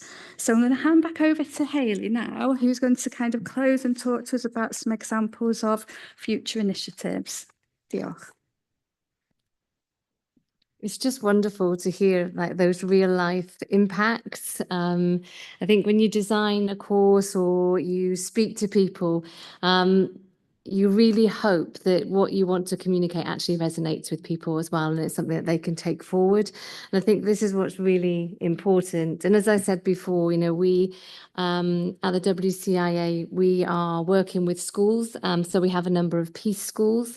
And so to be able to offer that provision then much more widely, you know, really just carries it right the way through life. And I didn't say earlier on, we're based at the Temple of Peace in Cardiff. And so to be able then, you know, to continue this peace work and to really be, you know, putting that across Wales, across the lifespan of people, interacting with people from all over the world as well, and hearing as to what we can possibly do from Wales to, you know, to share much more widely, you know, in a very practical sense, just feels really, really positive and really encouraging. So what we hope to do going forward with the joint provision is to look at potential accreditation, what that looks like. Also then within colleges, potentially with an ambition about peace colleges in the same vein as peace schools, so that really it's something that becomes embedded within the provision for adult learning, as we're trying to embed that in the provision for young people and children. So yes, we'll see what happens. We're really excited about it, and just to be able to continue what we're doing feels like something very positive. So thank you as well for partnering up within that. It's been our pleasure. Yeah, thank you. Diolch. Diolch yn fawr.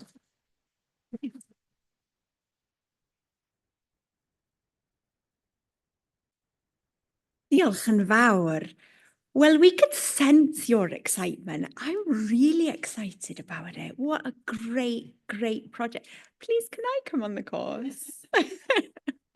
Fantastic. Mor bwysig. Ac yn mynd â ni gam yn agosach.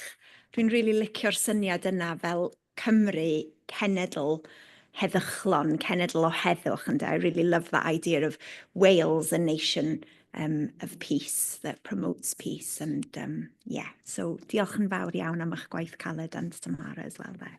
Lovely. Iawn te, mae'n amser rwan am ein panel trafod. This is where the rule book gets thrown away. We're like, all hell could break loose because I've got 4 people who like talking are going to come to the front here, so it could be a long afternoon, guys. A dyma lle dwi'n cyfadda. This is where I admit how reckless I can be, a little bit untidy, ask my husband. So, Catherine very kindly gave me a lovely sheet of paper, very organised this morning, and said, so these are some of the questions that have come in here, and here are the people in the room who will be asking the questions. So diolch yn fawr, Catherine. Oh, I said, very organised, Catherine, lovely. And then I've put that piece of paper somewhere. It's not here. Oh, nacdi. So dwi'n meddwl, with that little pile that Nicola kindly tidied up after me and maybe put in the recycling. So we'll just freestyle it, shall we? You know who you are. If you've asked a question, then we've got a roving mic that'll come. And I was trying to whisper to you, I've lost the paper, and I thought, I'll forget it. I'm just going to come clean. Reit te, felly, gai wadd y panel i'r llwyfan. I'd like to invite our guest speakers on our panel to now join me on stage to the bus stop. It looks like a bus stop, doesn't it? So our panellists today are Bernie Davies, Is Lywydd, Vice President of Addysg Oedolion Cymru. Come and join us. Come on down. Great. Michelle Kerswell, where is Michelle? Oh, there she is. I wasn't sure where you were sitting, Michelle, to come back to the stage. Curriculum Manager for Adult Learning Wales. Hayley Morgan, Chief Executive of the Wales Centre for International Affairs. You needn't have gone back to your seats, really. And Oleg Smirnov as well, please, Country Director for DVV International. Okay, so I'll kick off. Na I ddechrau efo'r cwestiwn cynta. Felly, pam bod addysg heddwch, don't worry, I will translate.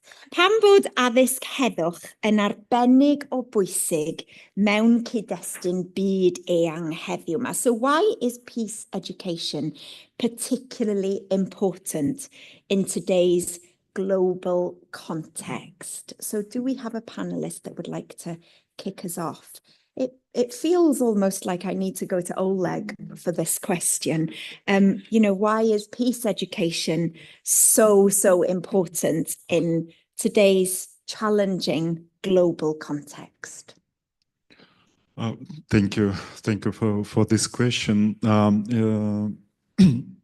I would start from Ukrainian example, yeah, where we see that this crisis or these conflicts influences not only 2 countries, but influences European continent and the whole world.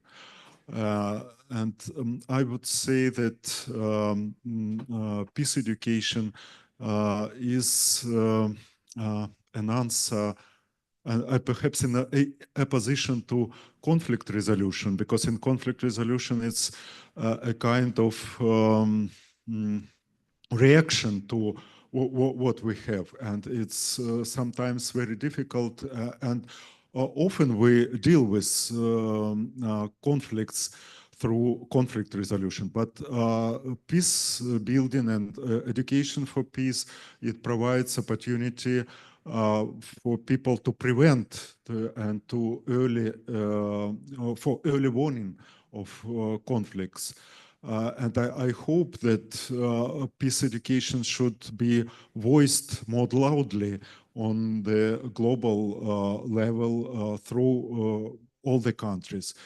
So to prevent conflicts, not to have them, and not to use our conflict resolution skills, but to prevent. And I also see that there are some issues on the from the global perspective, which require our answer today, like, for example, climate changes and its influence on economic inequality, lack of food, etc., which causes conflict. So it's a problem, a global problem, yeah, and we saw also that Ukraine was involved, yeah, how with the product of wheat and food supply.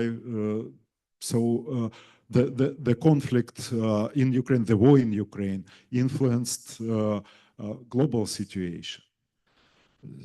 So I think it's, of course, interconnected, and we have to pay more attention on the global level. And of course, we have to work for universal values, for human rights. Thank you. Thank you. And I think it really struck me when you talked earlier about how you have your defense that keep you safe from the outside world, but then what you do within your country inwardly as well in terms of conflict resolution and promoting peace, because of the conflicts that inevitably will happen within a country between, you know, the people who live there. So it's almost like, feels like two different challenges, but maybe the same answers. Diolch, Oleg, thank you. So, and the second question, one more for me, and then we'll go out to the floor. Sut gall dysgu gydol oes gyfrannu at atal a datrys y gwrthdaro yma? So how can lifelong learning contribute to conflict prevention and resolution? And maybe Michelle and Hayley, you've been kind of working very closely on this project, and maybe I can throw that question at you. So how can lifelong learning really contribute to conflict prevention and resolution? Okay, thank you. I think, excuse me, what we were hearing back from learners, our lifelong learners, was the self-awareness aspect of peace education. And a word that came up quite frequently in the responses from learners, the feedback from learners, was what they noticed. What they noticed about themselves, and what they noticed about themselves and their interactions with others.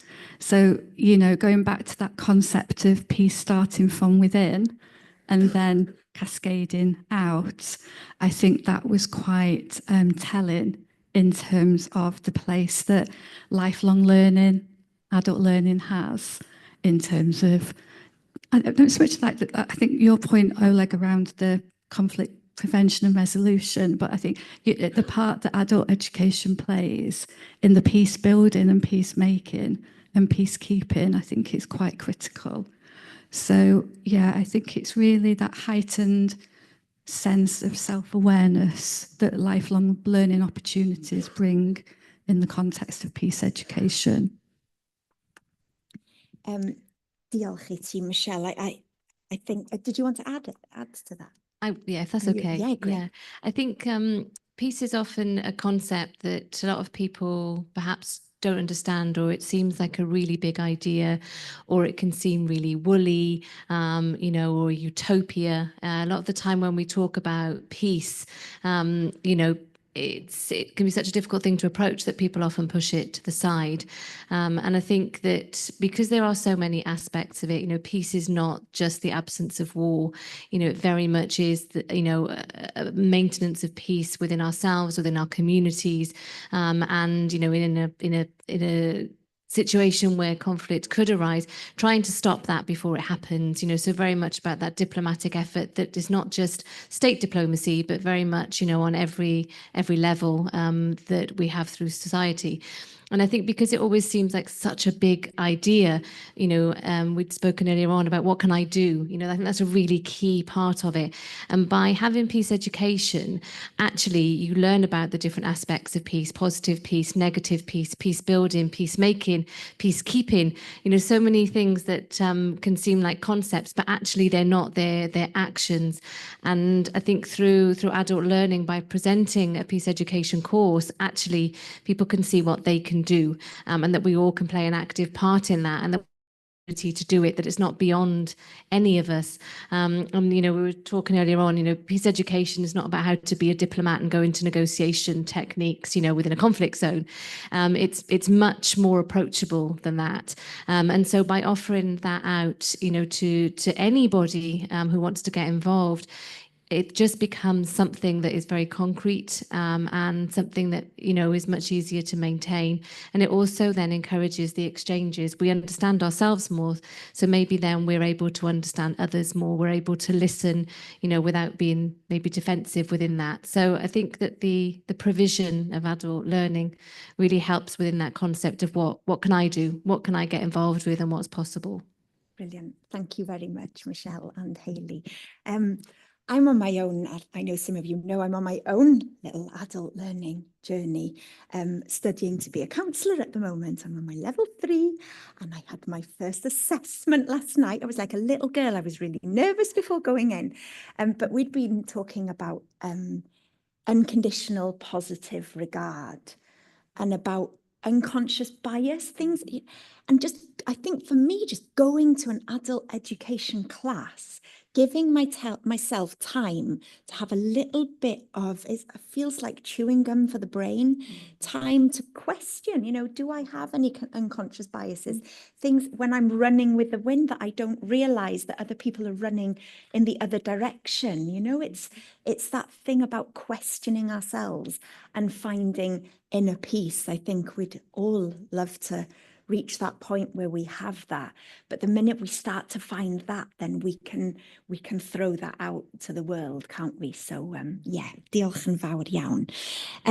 Right te, mae 'na rywun, there's somebody out there, surprise, surprise, with a question for us. So fire away, Steve. My voice usually does. Your voice is quite booming. I think you can just go for it. I think Michelle and Hayley have already basically started to answer this, but what are the main challenges in integrating peace education into the adult learning curriculum? I'm thinking really of the variety of our students, different abilities, different backgrounds, and with no previous interest even in nation histories, conflict resolution, what's that? And actually then trying to get them into that mindset. To actually get, I didn't think of that.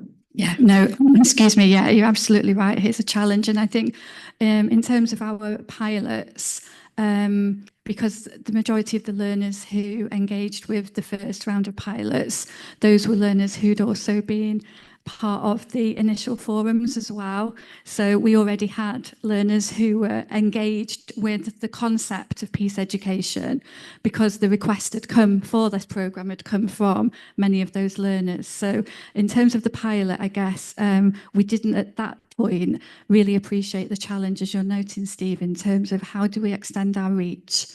So, and we were going out with we have to give consideration to the title of the courses as well.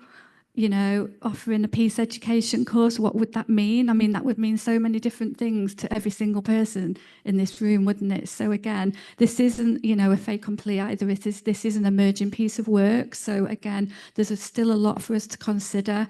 And I think we need to be really open-minded and really continue to receive the feedback from learners and partners, etc., in terms of what this needs to look like in future.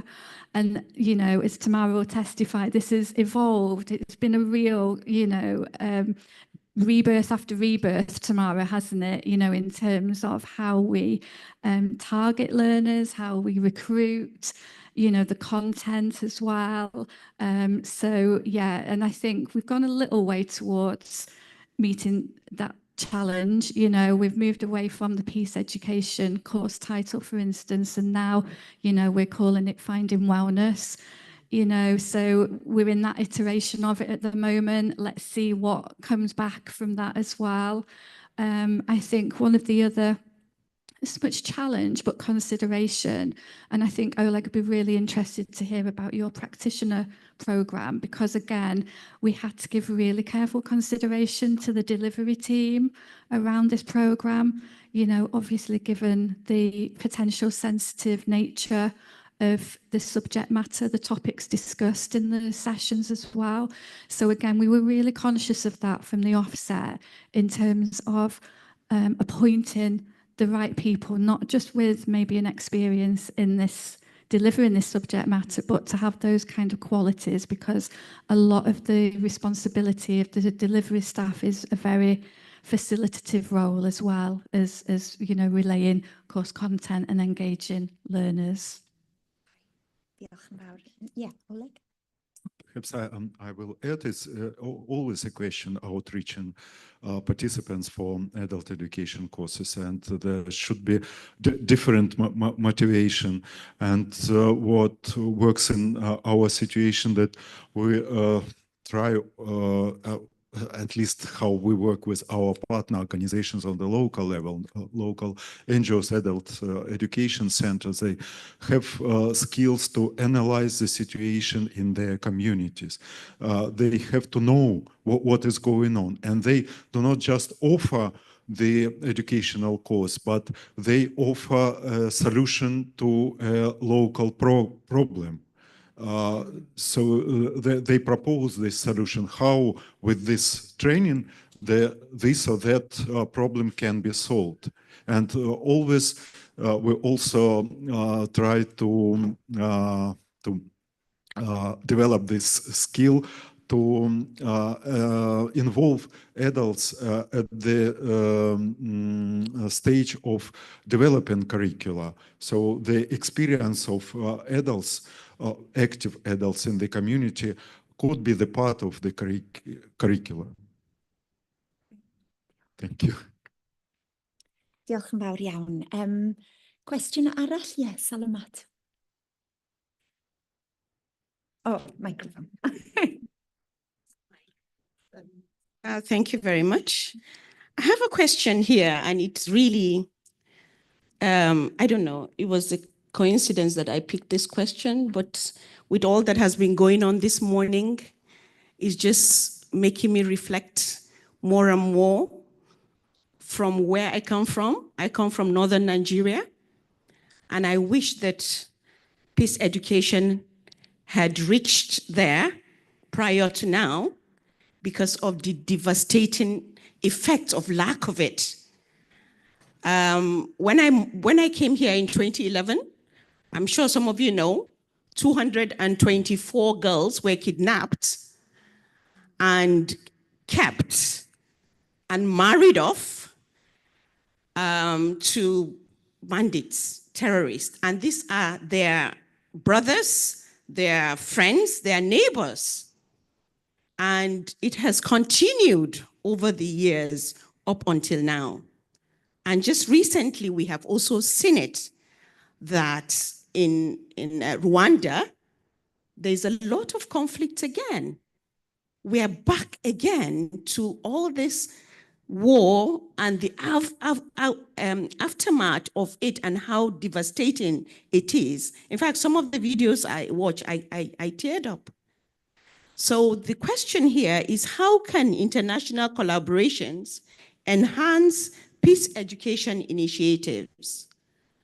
So we are talking about, we have heard about Ukraine and you wanting to, Bernie, you know, trying to just start working with in Burundi, but also think about other countries like Nigeria and many others, that there are wars for even education, because Boko Haram means education is forbidden. That's what it means in Hausa. So if they knew better, they would not be at this point. So anyway, back to the questions. You gave me the mic. So. Yeah, Thank you, Sally. Yes, you know, in the book To Kill a Mockingbird, Atticus Finch said, in order to understand another person, it would be good to just step into their skin and walk around it for a little while. And I think that is it. You know, I always think we need to just strip back everything and just go back to the basics.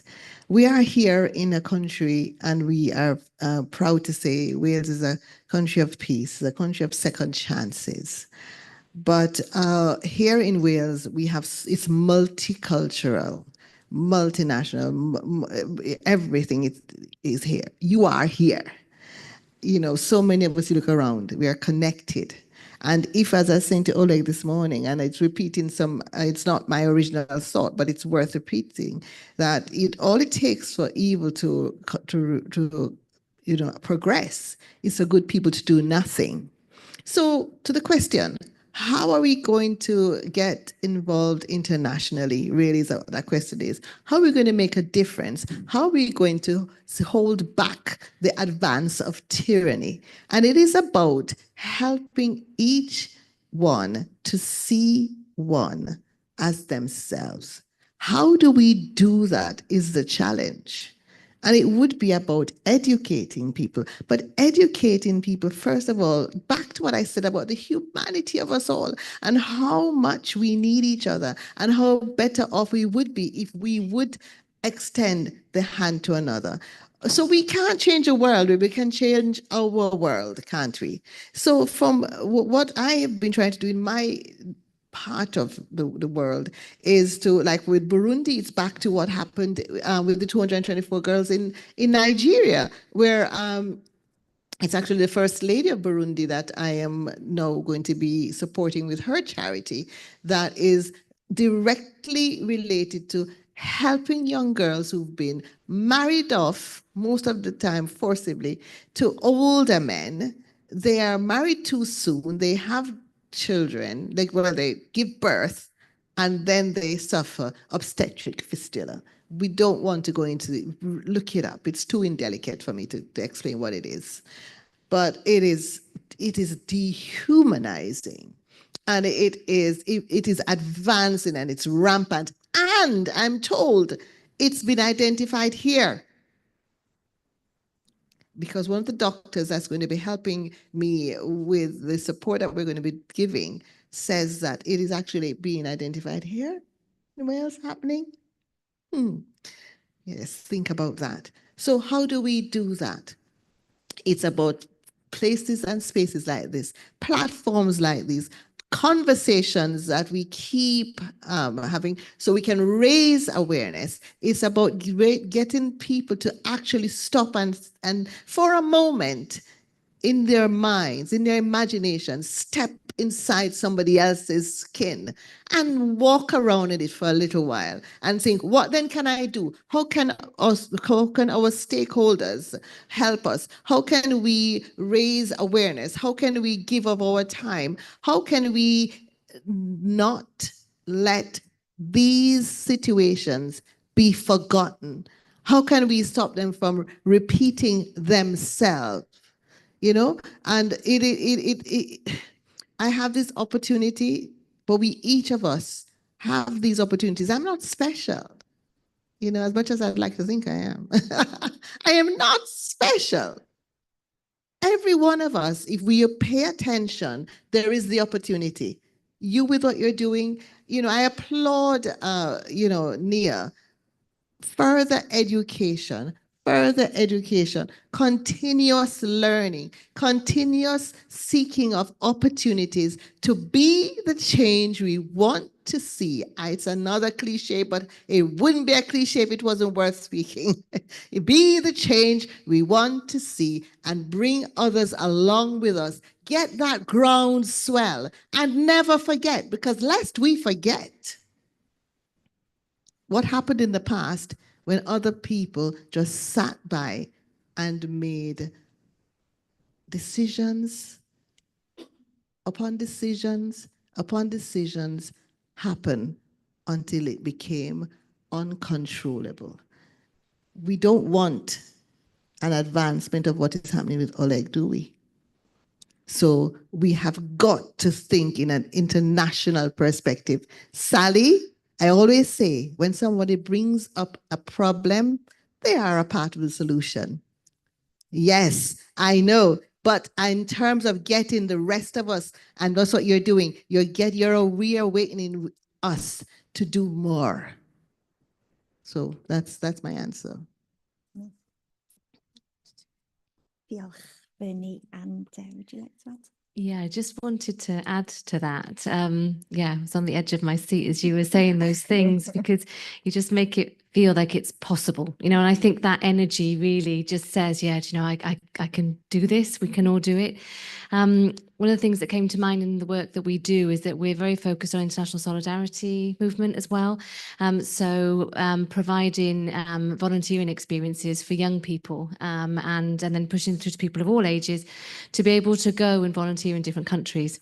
So to really understand and try and put themselves in somebody else's shoes, but more so taking them outside of their shoes, I think, and suddenly being in a position for people who don't maybe move around so much or don't have a background of movement to be able to go somewhere and learn about yourself and about somebody else and another culture is, the stories that the young people have brought back have really been life-changing.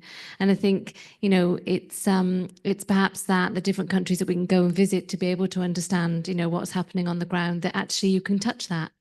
It's not theoretical anymore, is it? It's real, it's real life, and it's not just somebody in a different part of the world. To me, actually, we are all the same. It just happens to be wherever we are, we experience something differently. So I think those opportunities, for young people, but also for adults, how do we do that as well? How do we do more of that? So yeah, I just wanted to add that to what you were saying, Bernie. Diolch, Hayley. And I don't feel we can move on to the next question without going to Oleg when we're talking about collaborations, international collaborations to find peace. Perhaps I can refer to some practical examples of what we have. As a German organization, of course, we propose a collaboration between Ukrainian cities and German cities, and use such platform as twin cities. And there's a good project, urban exchange project, where people from German and Ukrainian cities are involved in the activities that they themselves plan for what they have to do. And I know that we had this urban exchange project. It is now the second stage, but during the first stage, we had collaboration between twin cities in Germany and Great Britain, Germany, United States, Germany, Ukraine, and there was a collaboration of 4 countries. Another rather powerful network is the UNESCO Global Network of Learning Cities, which can be used as a platform for peace education, because the different aspects are in the focus of collaboration between learning cities throughout the world, and there's possibility to discuss and to bring to the agenda the issue of conflict resolution, peace education, and especially because the city administrations are involved, not only NGOs, but city administrations on the level of mayors, vice mayors. There's a possibility to influence policies, municipal policies at least, and then through municipal policies to influence national policies. Diolch yn fawr iawn, Oleg. Thank you. dwi'n edrych ar y cloc, 5 munud sydd gennym ni cyn cinio, felly dwi am stopio'r cwestiynau yn fanna. I've got 5 minutes to just round up before we have lunch, so I will stop the questions there, but diolch yn fawr iawn i'n panelwyr ni. Thank you so much to all our panelists. We really appreciate it.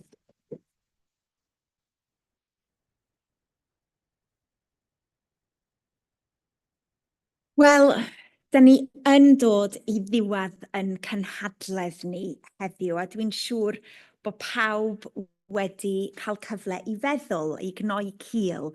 Dwi hefyd yn siŵr bod pawb eisiau rhywbeth bach i fyta, ac o bosib eisiau mynd i tŷ bach. So that does conclude the proceedings for this part of the day. I really want to thank you for your engagement and for for just kind of committing to this agenda towards peace that we all share here today. Felly, mae'n teimlo fel bod fi angen gorffen y gynhadledd heddiw yn sicr ar nodyn o heddwch. So I'd like to end today's conference with a profound message of peace that comes from Mother Teresa. She said, "Today, if we have no peace, it is because we have forgotten that we belong to each other." So today, I feel like we've really had this sense of belonging, bod ni'n perthyn i'n gilydd, pobol ydyn ni, o'r un cig a gwaed.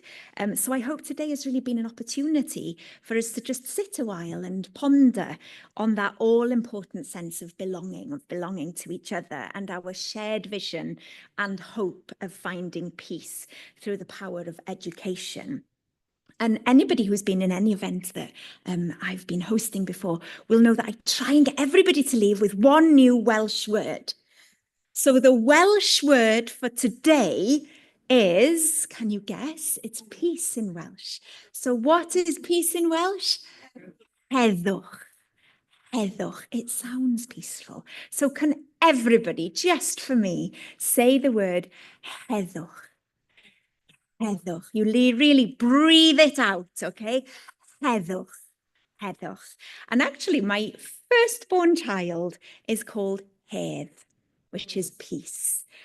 It wasn't particularly appropriate for the child that I brought into this world. But we started off where we wanted to head anyway. So I'm sure you're all ready for a bit of lunch now. So please make your way to the Ogwen room just across the way there. And take a minute to explore the stalls that are there. Have a little chat with your fellow delegates. And please don't leave, because we have, after lunch, we have just 1 hour, and I promise we won't go over, because I know a lot of you want to catch trains home, trains, planes and automobiles to everywhere across Wales and beyond. So if we come back here, so we start promptly at 2:15. So if you get back in here about 5 minutes before, fysa hynna'n great. Although even if you did catch your train home, being stranded in Llandudno isn't such a bad thing. And my mum only lives round the corner. She loves a visitor, felly she's always got cake and tea, so with mam yn hapus iawn. So diolch yn fawr iawn. And yeah, to echo where Bernie started, cast a glow, not a shadow. I love that. I'm going to get a badge made with that written on it. So diolch yn fawr iawn I chi, and take your heddwch with you wherever you go. Diolch yn fawr. Diolch.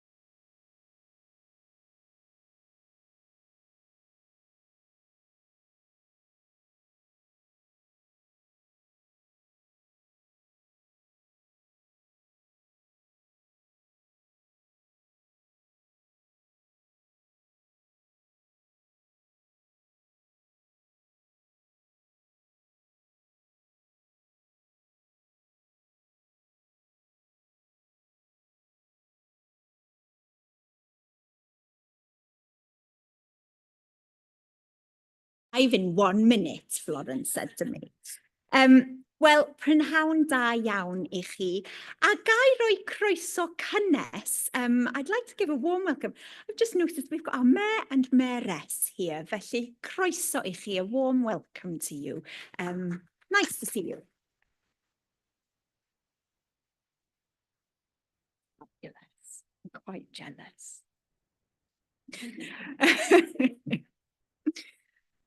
Reit, wel, croeso cynnes I Gwobrau Dysgwyr Addysg Oedolion Cymru. Mae mor braf cael cynnal rhain wyneb yn wyneb, face to face, mwyn rhoi'r parch heiddiannol i'n dysgwyr hollol ysbrydoledig ni. So, diolch I chi gyd am aros ar ôl y gynhadledd. Well, welcome to Adult Learning Wales's Learner Awards. Without doubt, we have saved the best till last because this really is what Adult Learning Wales is all about, isn't it? Our learners. They are at the centre of everything we do, right yn y canol. Chi y dysgwyr sydd yn bwysig. Mae'n fraint felly I fi heddiw cael rhannu'r llwyfan yma hefo 3 enillydd ysbrydoledig. So it's an honour to be here today to celebrate 3 amazing, inspirational learners. 3 people, or groups of people, who have overcome barriers, who inspire others and who contribute to their communities in a very special way. We are extremely proud of you. Wel, dych chi'n anhygol, mae'n amser I ni droi felly at y wobr gyntaf, sef yn gwobr goresgyn rhwystrau. Dyn ni gyd yn gwybod yn dydyn bod yna bob math o bethau sydd yn medru yn dal ni nôl rhag dysgu. Felly mae mor bwysig bod ni'n gwobrwyo'r categori yma. So it's time award winner this afternoon. And the category is the Overcoming Barriers Award. So we know, don't we, that there are all kinds of barriers, all kinds of reasons, things that can hold us back from learning. And some of these barriers, many of us could never imagine we would ever have to overcome. But the winner in today's category is absolutely deserving of this award. So without further ado, dwi'n falch iawn o gyhoeddi mae enillydd y categori hwn eleni, the winner of the Overcoming Barriers Award 2025 is, if I had a drum, I would roll it, Nevaeh Nash.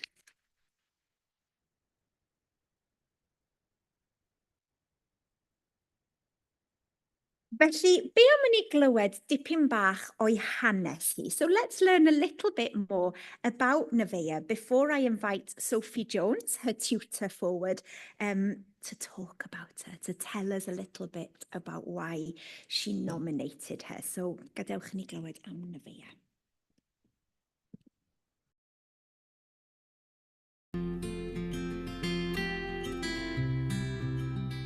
So, came to the centre when I was about 13. Recently just lost my brother, went through some tragic stuff and then had a youth mentor that kind of took me under a wing and helped me out, and then volunteered for about 5 months, and then loved the idea of helping other young people going through the same, and then got a trainee job, and then I did that for about 2 years. And then I've recently just got my youth support worker role, and I've been in there for about 6 months. When my manager said, right, you need to go to Adult Learning Wales now and do your qualifications, I was like, I don't think I can do this. But then actually overcoming it and then being supported by my college tutor kind of lead me into the way where, oh, right, okay, I can do this course and I can, like, get my qualifications because I've got the right support from Adult Learning Wales. From a girl who never used to want to go to school due to her anxiety, due to a bereavement, and now finished my level 3 in youth work is like, wow, like I could do it. and I can. Well, I did do it. Not I can, I did do it. Soon I'm going to be setting up a group called the Loss Project, with loss of someone special. So it's all to help and support young people going through like grief and trauma, which I'm excited to see what that turns out like, and actually call it mine and that I've produced it. My sister, Nevaeh, I saw how she was doing in the job role. I saw how much she loved it, like coming home really happy and proud of what she'd done. She just told me there was a job going, so I applied and here I am. But I saw Nevaeh at her lowest, you know, not going to school, suffering with anxiety, having panic attacks. And then thankfully she got into school, got into mentoring. She didn't think she'd come away with GCSEs, go to a prom, and she did. And yeah, I'm really proud, like I'm a proud big sister. Yeah, I work in a high school now, so I do youth work within a school. Obviously I've been doing my full-time position as a youth support worker for 6 months. And I always say like it's the best job because you get to make that little change in someone's life. You get to see them grow. You're involved in their lives, you meet their families, you get to know everything. And then when they get to year 11 then you get to see them off to college, and it's really like, it's empowering. And yeah, very rewarding as well.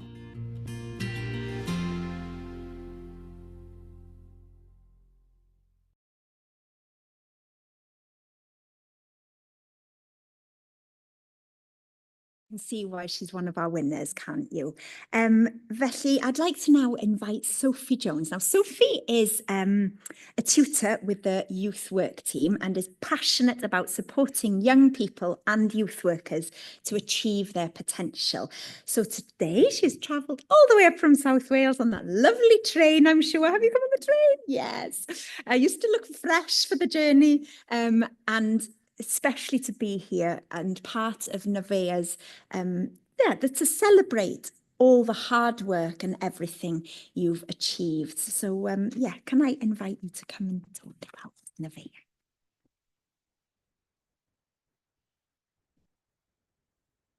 So Nevaeh is no stranger to awards and is a local celebrity in Cardiff and now in Llandudno. Nevaeh has completed both her level 2 and level 3 in youth work with us. The course was mainly online, and then through level 3 we added some in-person sessions on Saturdays in Cardiff. And when I first met Nevaeh, she was extremely shy and very quiet until I met her in person. Nevaeh has completed 2 sets of placements with her time with us on youth work.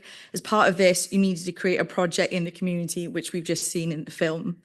This is when I knew I'd been nominating Nevaeh for this award. From the classroom discussions and assignments submitted, you can see the passion Nevaeh has, and the passion continues to show through how she's kind of put that into practice. From such a tragic time, she's helped empowered young people around her. Over lunch, we've been talking about what's next and potentially university.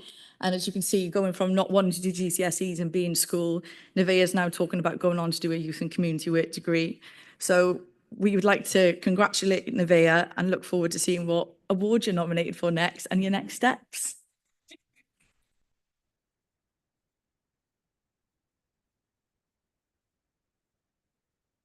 I hope you've got a big mantelpiece at your house because it's going to be full of awards, Nevaeh.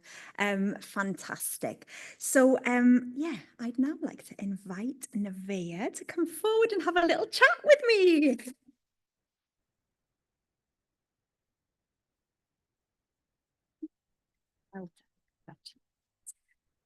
Okay, so Nevaeh, for such a young age, you've been through so much already, losing your brother. And just tell me a little bit about your hopes, your aspirations for the Loss Project, and how important will that be for young people in your position? I think, I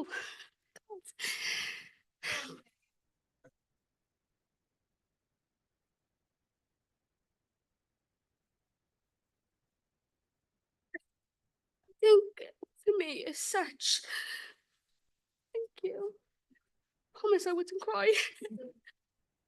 I said that before coming today. I got a bit of cry up here as well, honestly. I think going through grief at such a young age is horrible, like any age.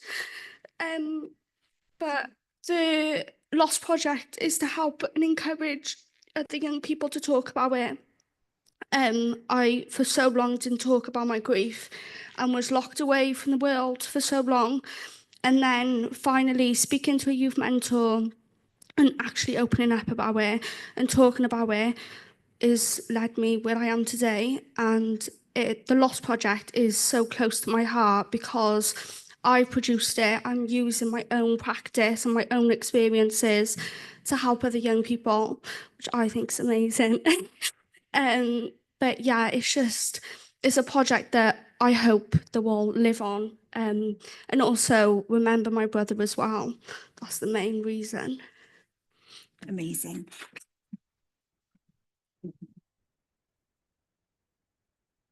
So in the video, you talk about how important your mentors have been, your tutors and the people who have supported you along the way. And, you know, for us here to see how exciting it is now that you're going to be that mentor, that support for other people. So just tell me a little bit about the importance of having somebody that's rooting for you by your side all the way. Yeah, it was amazing. Like coming from obviously a family that was grieving and going through such a hard time to come to a youth centre where it was so empowering. And if I didn't want to speak about my brother, I didn't have to. But if I did, then she was always there. And I always say that the youth service was a huge part of my story and is why that I have done Adult Learning Wales and have done my qualifications. And in the video, like I never believed that I could even sit a GCSE, but then do my level 2 and 3 in youth work, like that's amazing. And hopefully going into uni as well. But yeah, also having someone that was there every step of the way. And like my manager was there throughout it all. And yeah, it's just, oh God. I think I get upset because I'm so passionate about it. And from a girl that literally like just didn't leave her bedroom. And now like standing here and talking about it, it's just such an achievement. But yeah, if it was all through Cardiff Youth Service, really, they're amazing. Amazing. And just, are you okay? One more question? Are you sure? Yeah, good. Crying is good. Crying is good. Yeah, better out than in. And for us to know that you're not locked away in your bedroom, that you're here inspiring everybody in front of you is like amazing. And we really, really commend you. It's amazing. So tell me about the future university. I know. Like how excited, how bright does that future look for you? I'm just ready for it. Like it's the next step. I feel like even getting a full-time role as a youth worker, like that's amazing. But to go to uni, it's like a full circle moment. And yeah, I'm just ready and I'm like running to that door to uni. Like I'm there.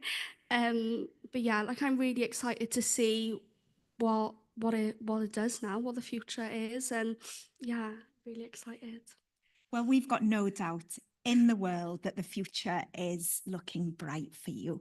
Well done. Huge congratulations. And what was your brother's name? Levi. Levi would be well proud of you, wouldn't he? Yeah, amazing. Huge congratulations. Okay, don't go anywhere yet because we need to give you one of these lovely awards. It's quite big. And there's lots, I'm sure there are lots of others on the way as well. So, right. So who's going to give you your award? I'm sure Bernie, our vice president, is going to come forward and give your award. And I'm sure also that Kathy is, I don't know. Let me just check my script, Kathy. Oh, you've made me go all wobbly and funny now.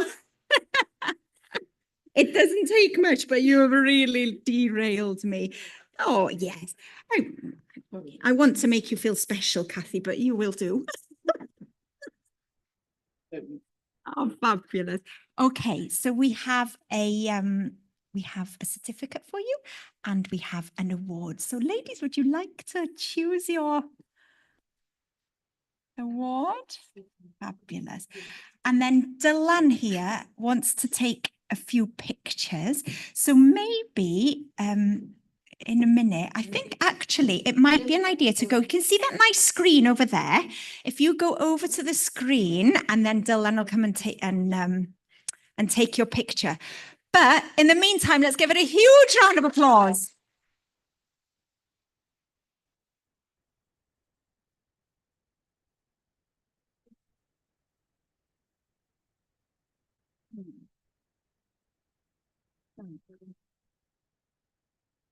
A does am byd gwell na cael llond stafell o bobl yn gwylio chi yn cael tynnu'ch llun. There's nothing better than a room full of people watching you have your picture taken. Wonderful. Doesn't make you feel self-conscious at all. Oh. I'm glad I put my waterproof mascara on today. Amazing.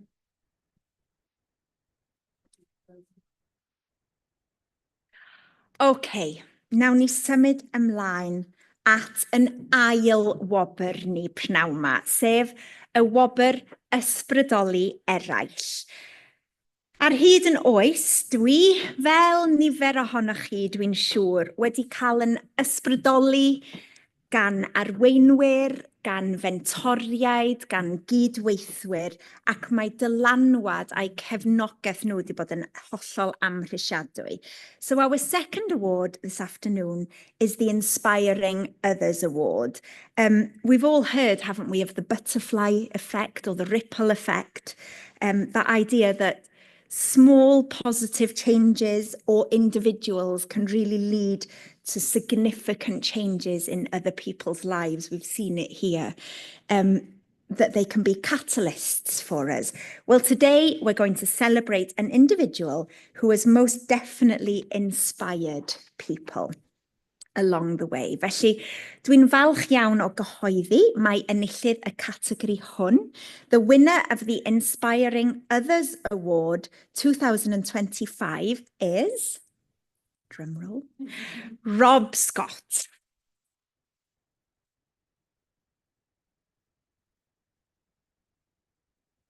Llongyfarchiadau, huge congratulations, Rob, and we'll watch a video to hear a little bit about your story.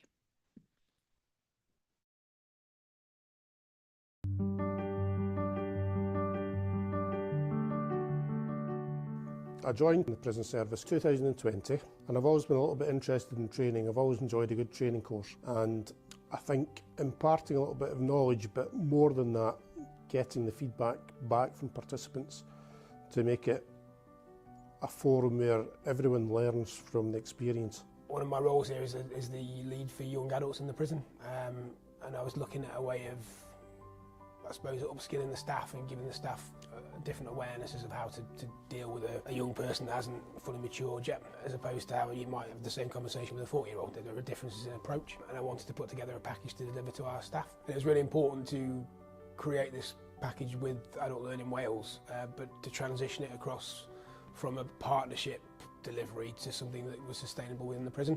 Rob was one of the earliest officers that expressed an interest in coming on board to help deliver the training, and from that point onwards he's really set an example with his enthusiasm, keenness to be here, to deliver, to come in on days when he's not working, not on shift. Bringing this training into a facility like HMP Berwyn, it's really important because we are developing the next generation of young people, you know, improving aspirations and really kind of putting into young people exactly where they're at and ensuring they can develop no matter their situation.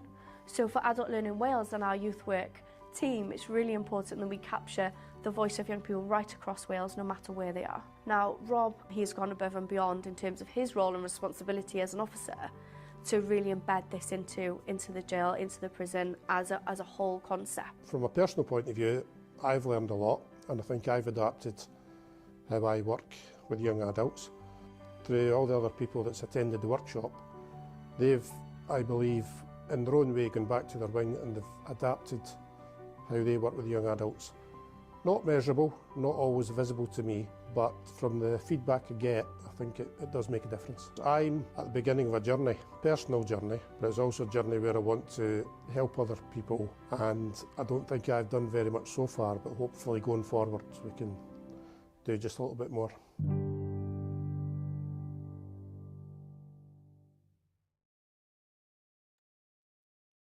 Llongyfarchiadau, huge congratulations to Rob.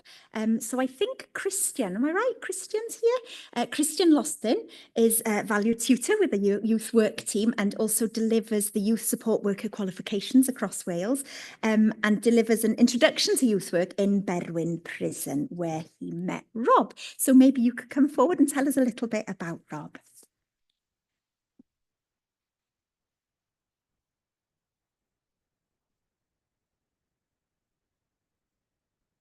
Good afternoon, everyone. Nice to see you all. Thanks for coming. So yeah, Rob's going to come up and do a few questions and answers in a minute, and I think you'll get to see what I mean when he comes and does that himself. So without people like Rob, what we do just doesn't work. You know, today Bernie was talking about standing up and being counted. You know. And you can go from institution to institution, and sometimes they're not there. Sometimes they are there, but it just needs one person to start that ball rolling. Some people it's natural. Some people need a bit of help. But I think with Rob, it was just natural. He stayed after the first session that we taught and started talking to me about the subject matter and how he valued young people, and that, you know, if I needed any help, you know, he'd happily get involved in his own time, and he did. He's come and supported teaching, young adult training to his fellow colleagues within his own time. And it kind of shows the difference between, you know, somebody who's just in work for the, you know, the money, just, you know, or and the difference between somebody who's in work because there's more to it. There's a professional pride to it. You know, they want more. And, you know, Rob was the first person to kind of to demonstrate that. And, you know, we kind of challenged him back to say, well, look, you know, we offer other training opportunities in adult learning Wales, train the trainer. You know, if you want to be a trainer, let's take you on this journey and invest in it.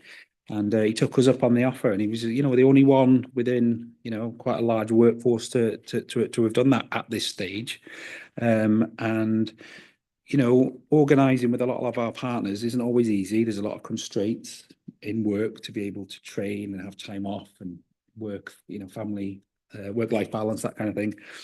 And you know, we found somebody who's demonstrated it's doable. There's a roadmap, it's achievable, and you know, a lot of people will follow that lead. And he's given us an opportunity, not just within the youth team, but within the prison service across Wales now, and with us here to say it can be done. We can, you know, we can do this. We can offer training in the prison, and we've got some fabulous people out there who are willing to do it. So yeah, Rob, I'll just leave you on this. One of the things that really jumps out for me with Rob is we finished the session. We were going out to the car, and Rob said, "Oh, can I help take all your laptops and learning resources to the car? You know, tutors are always saddled with millions of bags and wheelies and stuff." So he came with me, and we were going to the car, and there was somebody who was just being released that day from prison. He was outside waiting for a taxi to go home, wherever his home was. And me and Rob walked to the car, and he looked at Rob, and Rob looked at him, and Rob went over to him and went, you know, shook his hand, really good luck this time, or whatever. You know, they had a little chat. He patted him on the back, and, you know, the inmate was like, you know, nice one, you know. And I saw that's a relationship that takes years to develop and blossom. I didn't have that relationship. I couldn't do that. And I just saw, see, that's the difference between a prison officer and a great one, you know. And I witnessed that relational kind of attitude to Rob. And, you know, if I was in prison, which I hope I'm never, I'd be lucky to have a prison officer like Rob, I think. Okay, thank you.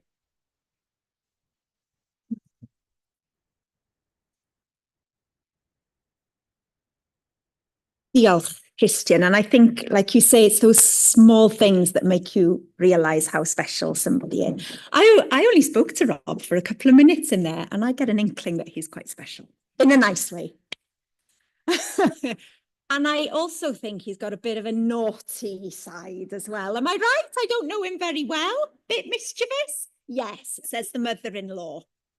So we know that's true. Felly, llongyfarchiadau, a warm, huge congratulations to Rob, and come and join me on stage, Rob.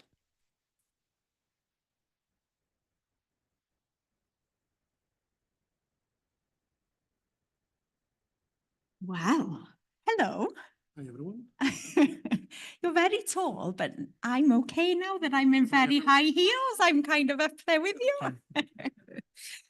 Okay, so I guess we would think, oh, Rob works in maybe quite a challenging Right, yeah. environment. Yeah. Oh I'm God, not- he just Just think. Yes. Yeah, okay, take that. he did say I might take the We're not microphone. doing, we're not I doing might listen questions. to your We're question. not doing questions. Okay. Question. Thanking you very much. Shall I sit down? Yes. Thank you. First thing is that I've noticed how much weight a video puts on you, so I'm going on a diet, and that's my first priority. I'd like to thank you all for being here today. I'd like to thank my personal support network, which goes from family to work colleagues, work managers. My line manager, Kath, has come all the way from Berwyn today to support me, so thank you very much. Special thank you also to Christian and to Sarah, who nominated me. They've been a great support, and I think we're doing something quite special at Berwyn. So I just want to make you work for a couple of minutes rather than you just sit back there and think, oh, this is an easy afternoon. So I want you to think back, some of you, not so long ago, to when you were a teenager, and think if there was a male adult in your life who has inspired you or helped you along the way in some way, okay? Could be a teacher, could be a parent, could be a youth worker, could be someone from an activity that you happened to be at when you were growing up, teenage years. I'm going to give you 10 seconds, because 10 seconds is a long time of silence in this environment, just to think of someone. And if you can think of someone, just, I'm not going to pick on anyone, just raise your hand when you've thought, yeah, someone, and I'm thinking of a male person here, has inspired me, helped me on my journey over the years. Okay, so if there is someone, let's say we're not going to share it in this room today, I think that was pretty much everyone in the room. And I want you to think, if you're a young adult in prison, under 25 years old, and it was young adult prisoners in this room today, same number of people, how many of those young adult prisoners would raise their hand and say, yes, I've had that person in my life that's helped me along the way and helped me make the right choices at the right times? I'd fashion a guess that it's not going to be anywhere near the number today. I think that's pause for thought. Absent fathers, abusive fathers, role models that are guiding people in the wrong direction, whether it be in person, maybe in the communities they live in, showing them the wrong way. Nowadays online as well, when we all know the famous names that are leading young people down the wrong path.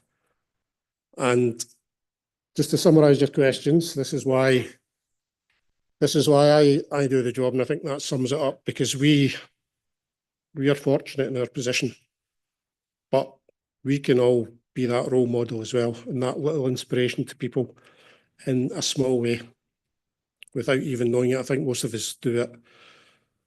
The first award winner, amazingly inspirational, and that's inspired me today. But we don't all have to be that level of brilliant. We can all do little things. And I think that's, in the prison service, we've got that chance to be a role model. And the advice we give isn't always taken, but even just to listen.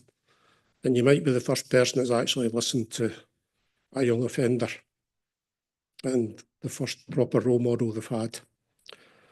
And I'm going to leave that thought. Thanks for taking part. And if there is any more questions, Nia, you can say them now, but hopefully not, because you've got trains to catch. No questions, sir. But stay there, because Jan Tilley and Bernie Davis are going to come forward and give you your awards. Oh, yes.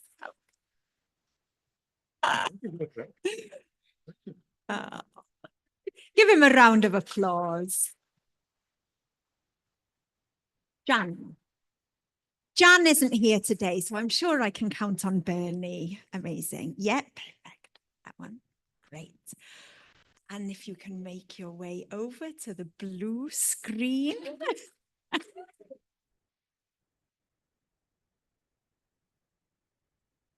I was photobombing that in the background.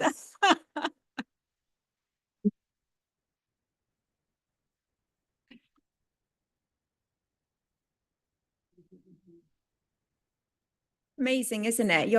You're right. I mean, apart from the fact that your speech was much better than any of my questions, it is true, isn't it? We were talking earlier in the conference about that unconditional positive regard, that we try and walk in other people's shoes, that we live in their skin, isn't it? And to just not judge, but to support and enable and guide where we can.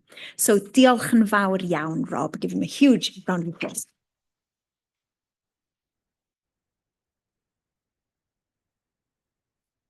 Quick time check, because I know we do have trains to catch. Iawn. Not me, I live round the corner. Iawn te. Oh, I love these awards. What a more great. And then, wneud chi'n deimlo'n gynnes I gyd, they make you feel all warm and fuzzy. Right, I'll just bounce over all the questions that I was going to ask Rob. There we are. Just put a big cross through them. Iawn te. Y wobr ola pnawn 'ma ydy'r wobr cyfraniad cymunedol. Mae bod yn rhan o gymuned yn hollol allweddol I godi ansawdd bywyd rhywun, I wella yn lles meddyliol ni, ac mae yna bobl yn cymunedau ni sydd yn rhoi yn ddiflino, yn rhoi yn ddi-amod iddyn nhw, i'w cymunedau nhw, a mae'r unigolion yna yn werthfawr ofnadwy. So our final award this afternoon is the Community Contribution Award. So we all know, don't we, that the power of community lies in that ability to foster collective action, support, resilience, enabling individuals and groups to achieve more together than they could ever imagine to do alone. So there's real strength. And there are people who devote their lives to improving their communities, and we would be far worse off without these special individuals.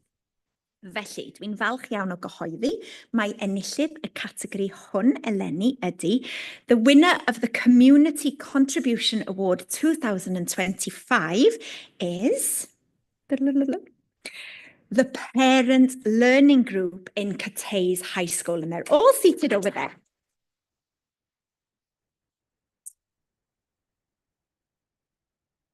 Llongyfarchiadau mawr, huge congratulations to you. A rwan, da ni'n mynd I gael clywed dipyn bach o hanes y grŵp. We'll just hear a little bit about their group.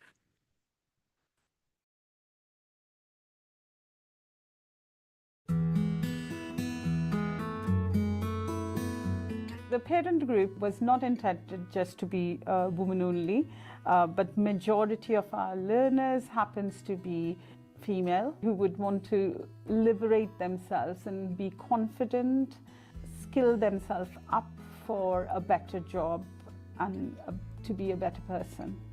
At the moment, we have parents from Cateys High School, catchment schools and the wider community. Some of the courses have a majority of Pakistani and Bangladeshis in the Cateys area, whereas we do go out with our courses to the community in Butetown and Grangetown, where we find more Somali parents and Yemeni parents. I have completed some course on numeracy and childcare skills. They helped me to improve my confidence and my communication. Now I am working in Two Sister Factory and it's helped my family. I know more people from other countries. It has helped me develop myself. There's a lot of barriers into learning and we try and overcome those barriers. So we have a food share project which we work with the families for the mums who volunteer and bring in donations to the school. We provide support to families who are in need. We also have projects like immunization because there's lack of vaccinations into certain communities. I have taken these courses because I think I have the analytical skills already because I have done my master's. but I think I needed some practical skills and improve my communication skills. So by doing these courses, I think that has helped me to gain the practical insights and how to work with children, because that is also like one of my goals and why I am here. It has been just wonderful, that's what I can say, yeah. And I'm really happy, so yeah. Alongside the core skills of literacy, numeracy and digital skills, we kind of focus on other skills. We encourage into childcare skills, creative skills, even cookery skills, which falls under life skills, because then it helps them to build their confidence in being a good parent or even being a good citizen. There's courses on driving skills because it helps learners to be self-independent, to be able to support their children. With the other qualifications, it definitely helps them to go to work and things, but even as a person, they kind of transform themselves, which is very essential to identify themselves as a human being, recognize themselves, know their qualities, know their own skills.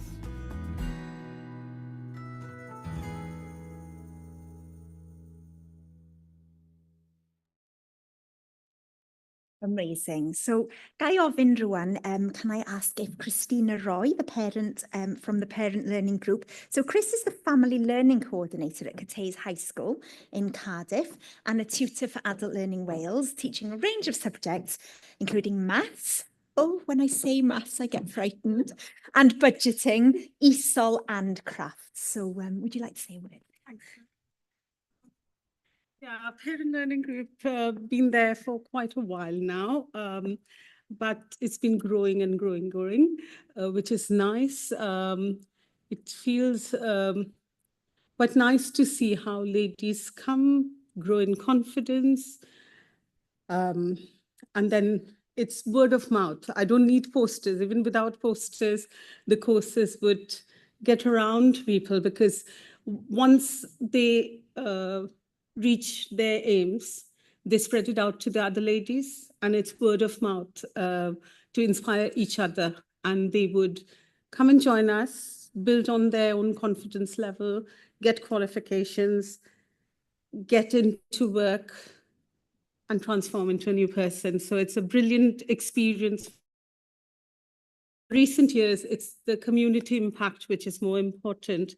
So like the vaccine projects, the food share projects, it's impacting masses of people. So Breakfast Club, run totally by the volunteers who bring in food from the donations of Co-op.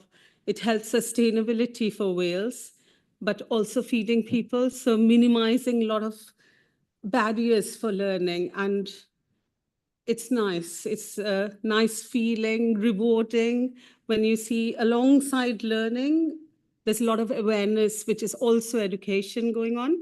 So I think the vaccine project we started was, again, encouraging the learners who come to us, making them volunteers, build up on their own skills, then they kind of go and promote the awareness among the community. So it's not just taking in as a learning, but also to give out to the community. I think that makes a complete kind of a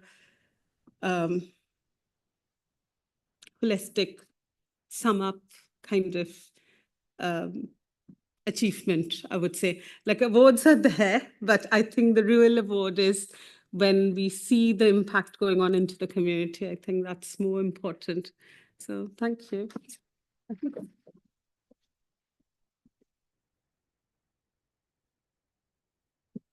Vesey, are you all going to come forward? Come on, group hugs. Come on, everybody come forward. Congratulations.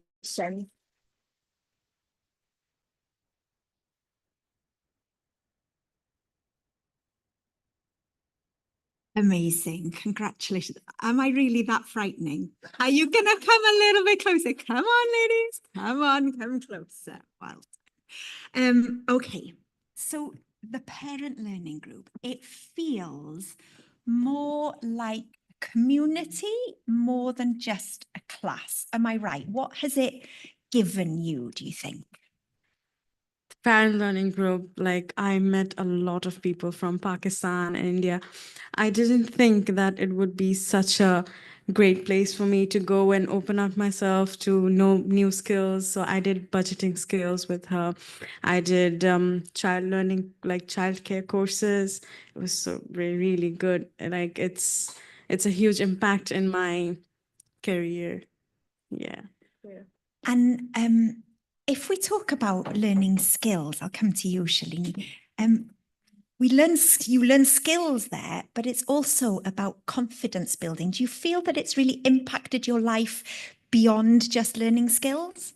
Yeah, I think the fact that we meet so many people and we get a platform where it's not only about the practical skills or the numeracy skills, it's also about meeting a lot of people and getting to know how they are overcoming what they are going through.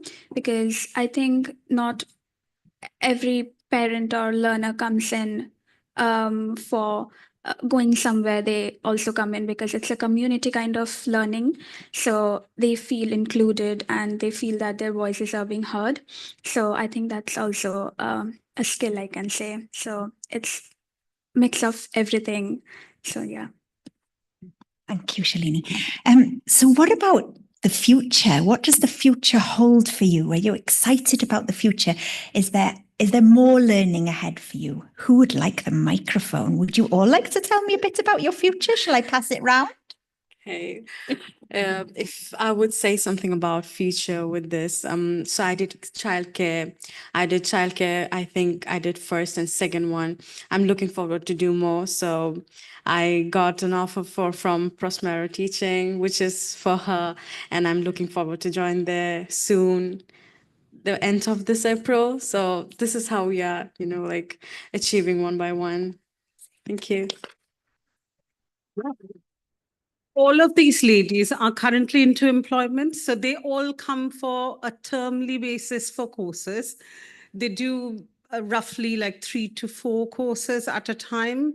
And once they finish the qualification, we transition them into volunteering. And from there, we guide them into applications and interview skills and everything.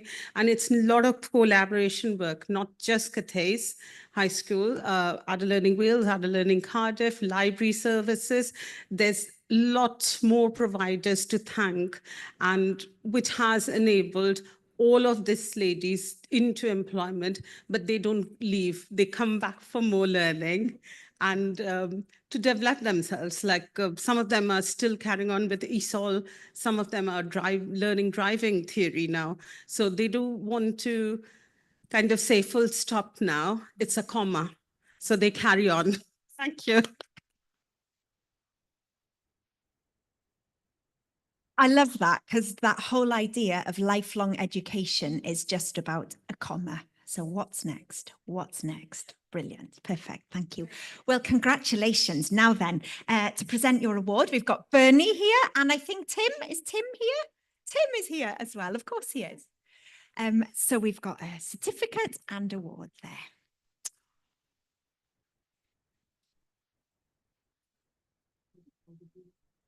Can you tell Bernie is a hugger?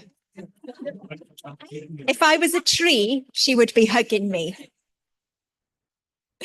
Right, certificate and award here. There we go. Fabulous. Give them a huge round of applause. And if you just go over to the blue board with them.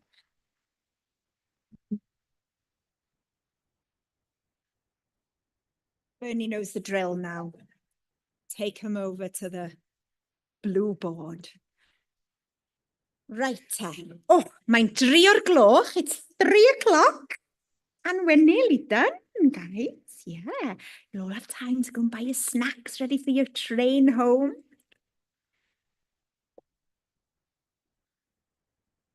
Nice. Oh, and I didn't bach o sign language coming from the back there. Something to do with, oh, pan dych chi'n gadael, when you leave, if you could take off your bathodynau, badges, and just leave them ar y bwrdd on the table, and then our lovely Adult Learning Wales staff will collect them, and then we can use them next year. Great. Let us know if you get married and change your name. We'll cross it out. Oh yeah, a cofiwch, gadewch eich clust ffonau, leave your translation headsets here as well. Don't take your antennas home with you. So bydd Iola ddim yn hapus. Diolch yn fawr. So just gadwch nhw ar y bwrdd, we just leave them on the table. Okay there. Well, got a photo shoot going on. So we've nearly come to the end of our award ceremony today. But to close today's proceedings, I'd like to invite our chair, Steve Nichols, and our lovely chief executive, Catherine Robson, to say a few words. Diolch, Steve a Catherine. Pwy sy'n dod gyntaf? Steve's going to come first.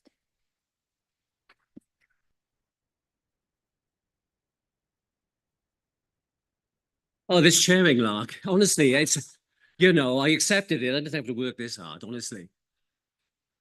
I've scribbled all these notes and I can't read them. I'm left-handed, you know. There's a. Okay, first things first. Well, what a day. Fab chairing by Nia. That's the first thing I've got to say.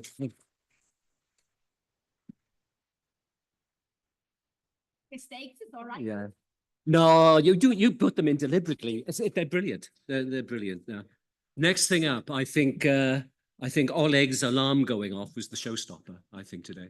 So I think all of us were deeply affected by that. So that's the next thing I noted, or how you couldn't not note it.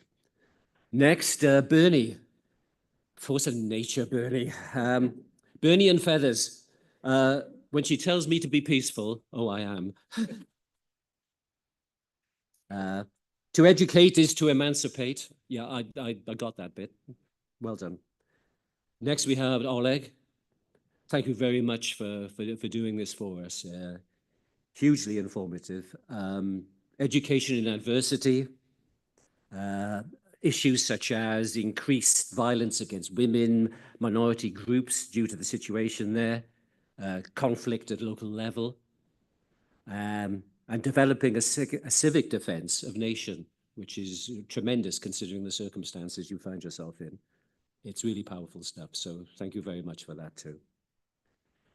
Next, Michelle and Haley, yeah, citizens curriculum being developed.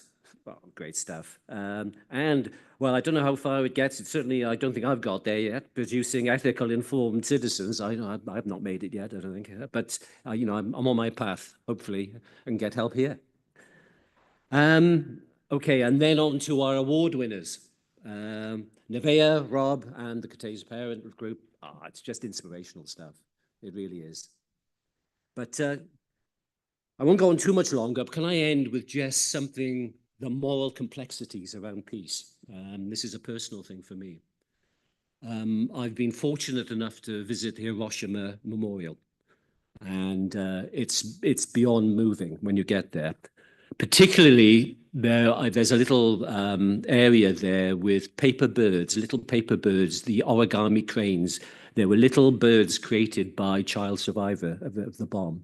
And you just see these things, and it's, you know, you just transfixed, basically. So moving. But I have to counterpoint that with the fact that the Japanese government has recently declined to join the UN peace treaty banning nuclear weapons because they feel they can't. They feel they need the nuclear umbrella of the USA. So the complexities of peace, you know, I don't know. I think global peace there, it's beyond horizon at the moment. But I think each of us maybe can do our little bit to at least head towards that way. Thanks very much, anyway.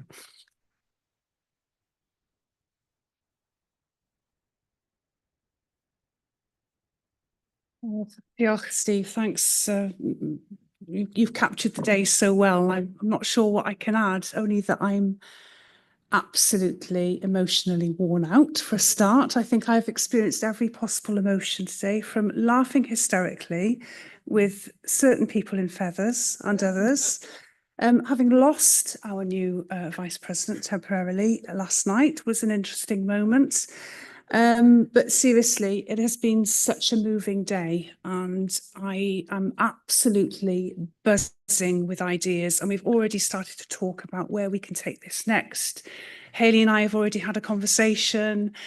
Oleg and I have had a conversation. I think there's some really good opportunities for international partnership here, certainly with Ukraine and Germany. And I think we need to start somewhere with trying to really propel this into the international sort of space, really. So in terms of where next, we'll have a debrief after this. We'll really sort of capture the essence of today, some of the key messages that have come our way. I have no doubt that Tamara and Michelle and the team will be really inspired to develop our curriculum offer further, and perhaps we'll be doing some focus work with our learners and other networks to develop that curriculum offer and that course content, which is now more a well-being flavour to it, but really does capture the sort of the peace element as well, because it starts very much with oneself. Nia. I'm not sure what that's saying. I gave her one job. One job. I gave her a piece of paper. I said, Nia, don't lose this paper. Paid colli papur, please. Paid colli papur. And at the one moment where she needed my piece of paper, my only real major contribution to this event, she let me down. But I think we can safely say she's made it up in oodles and oodles and oodles of ways. So, diolch yn fawr iawn. And I'd also like to echo Steve's comments about our amazing speakers today. I mean, we didn't plan the content, but the fact that it just gelled together so well with all the key messages. I mean, you didn't share each other's presentations. There was no way that we could have known that those messages would be so powerful and so diverse, but also integrated so well. And we're just blown away by you, and we're just so inspired. So thank you very much. Our award winners today, again, I think we've run out of tissues on this table. I'm sure everybody else has experienced the same thing. And Rob, well, clearly star of the show, you know, he kind of pushed Nia to one side and took over. So got my eyes on you, mate. So watch out. It's been noted today that I go and find people that I think would be a good fit for us. So watch out. That's my style, as Bernie will know, and Sally. And others in this room. Can I just say, though, a special thanks to our amazing marketing and communications team, Alex and Kath and Flo and Martin and many others. Mary, I'm just trying to think, everybody that's been involved here today, you have done an amazing job. I mean, we are not an events management company, but it's near on pretty professional, isn't it? Don't you think? What an amazing, amazing team. And thank you ever so much to Yola, our amazing translator. Thank you ever so much. And it can't go without saying, somebody in this room who's probably travelled the furthest has a special birthday on Friday. So Oleg, Penblwydd hapus, happy birthday. We wish you a very, very wonderful weekend with your family. You're going to the Cotswolds, I understand, and then flying back home early part of next week. So happy birthday to you. I don't know whether you're up for a sing-song at all, but we could sing to you. Penblwydd happy city, Penblwydd happy city, Penblwydd happy si Oleg, Penblwydd happy city. Hip hip, hooray! Hip hip, hooray! Hip hip, hooray!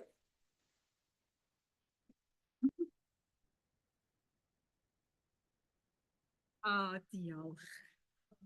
She's always the same. She gets a microphone, she has to sing. It's what it is, made for karaoke.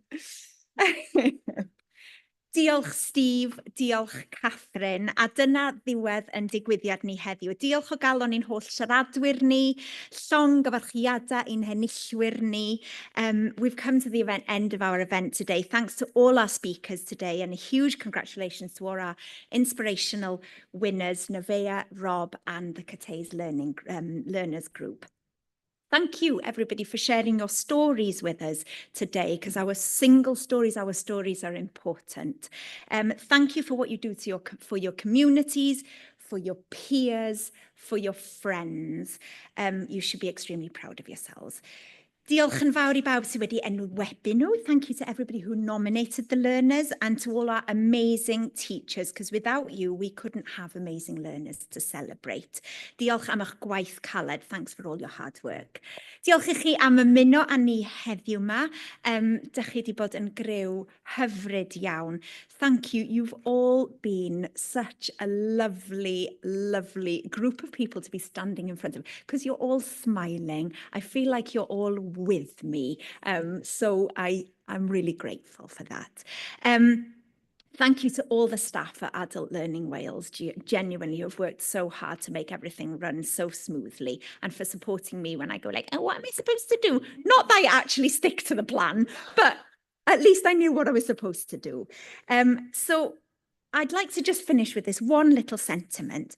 We know, don't we, that education is the best weapon we have to achieve peace.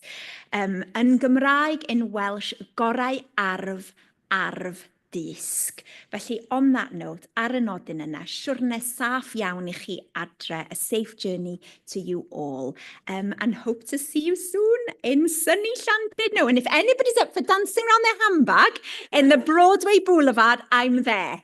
Iawn? Ardderchog. Siwrne saff. Diolch o galon I chi. Hwyl fawr.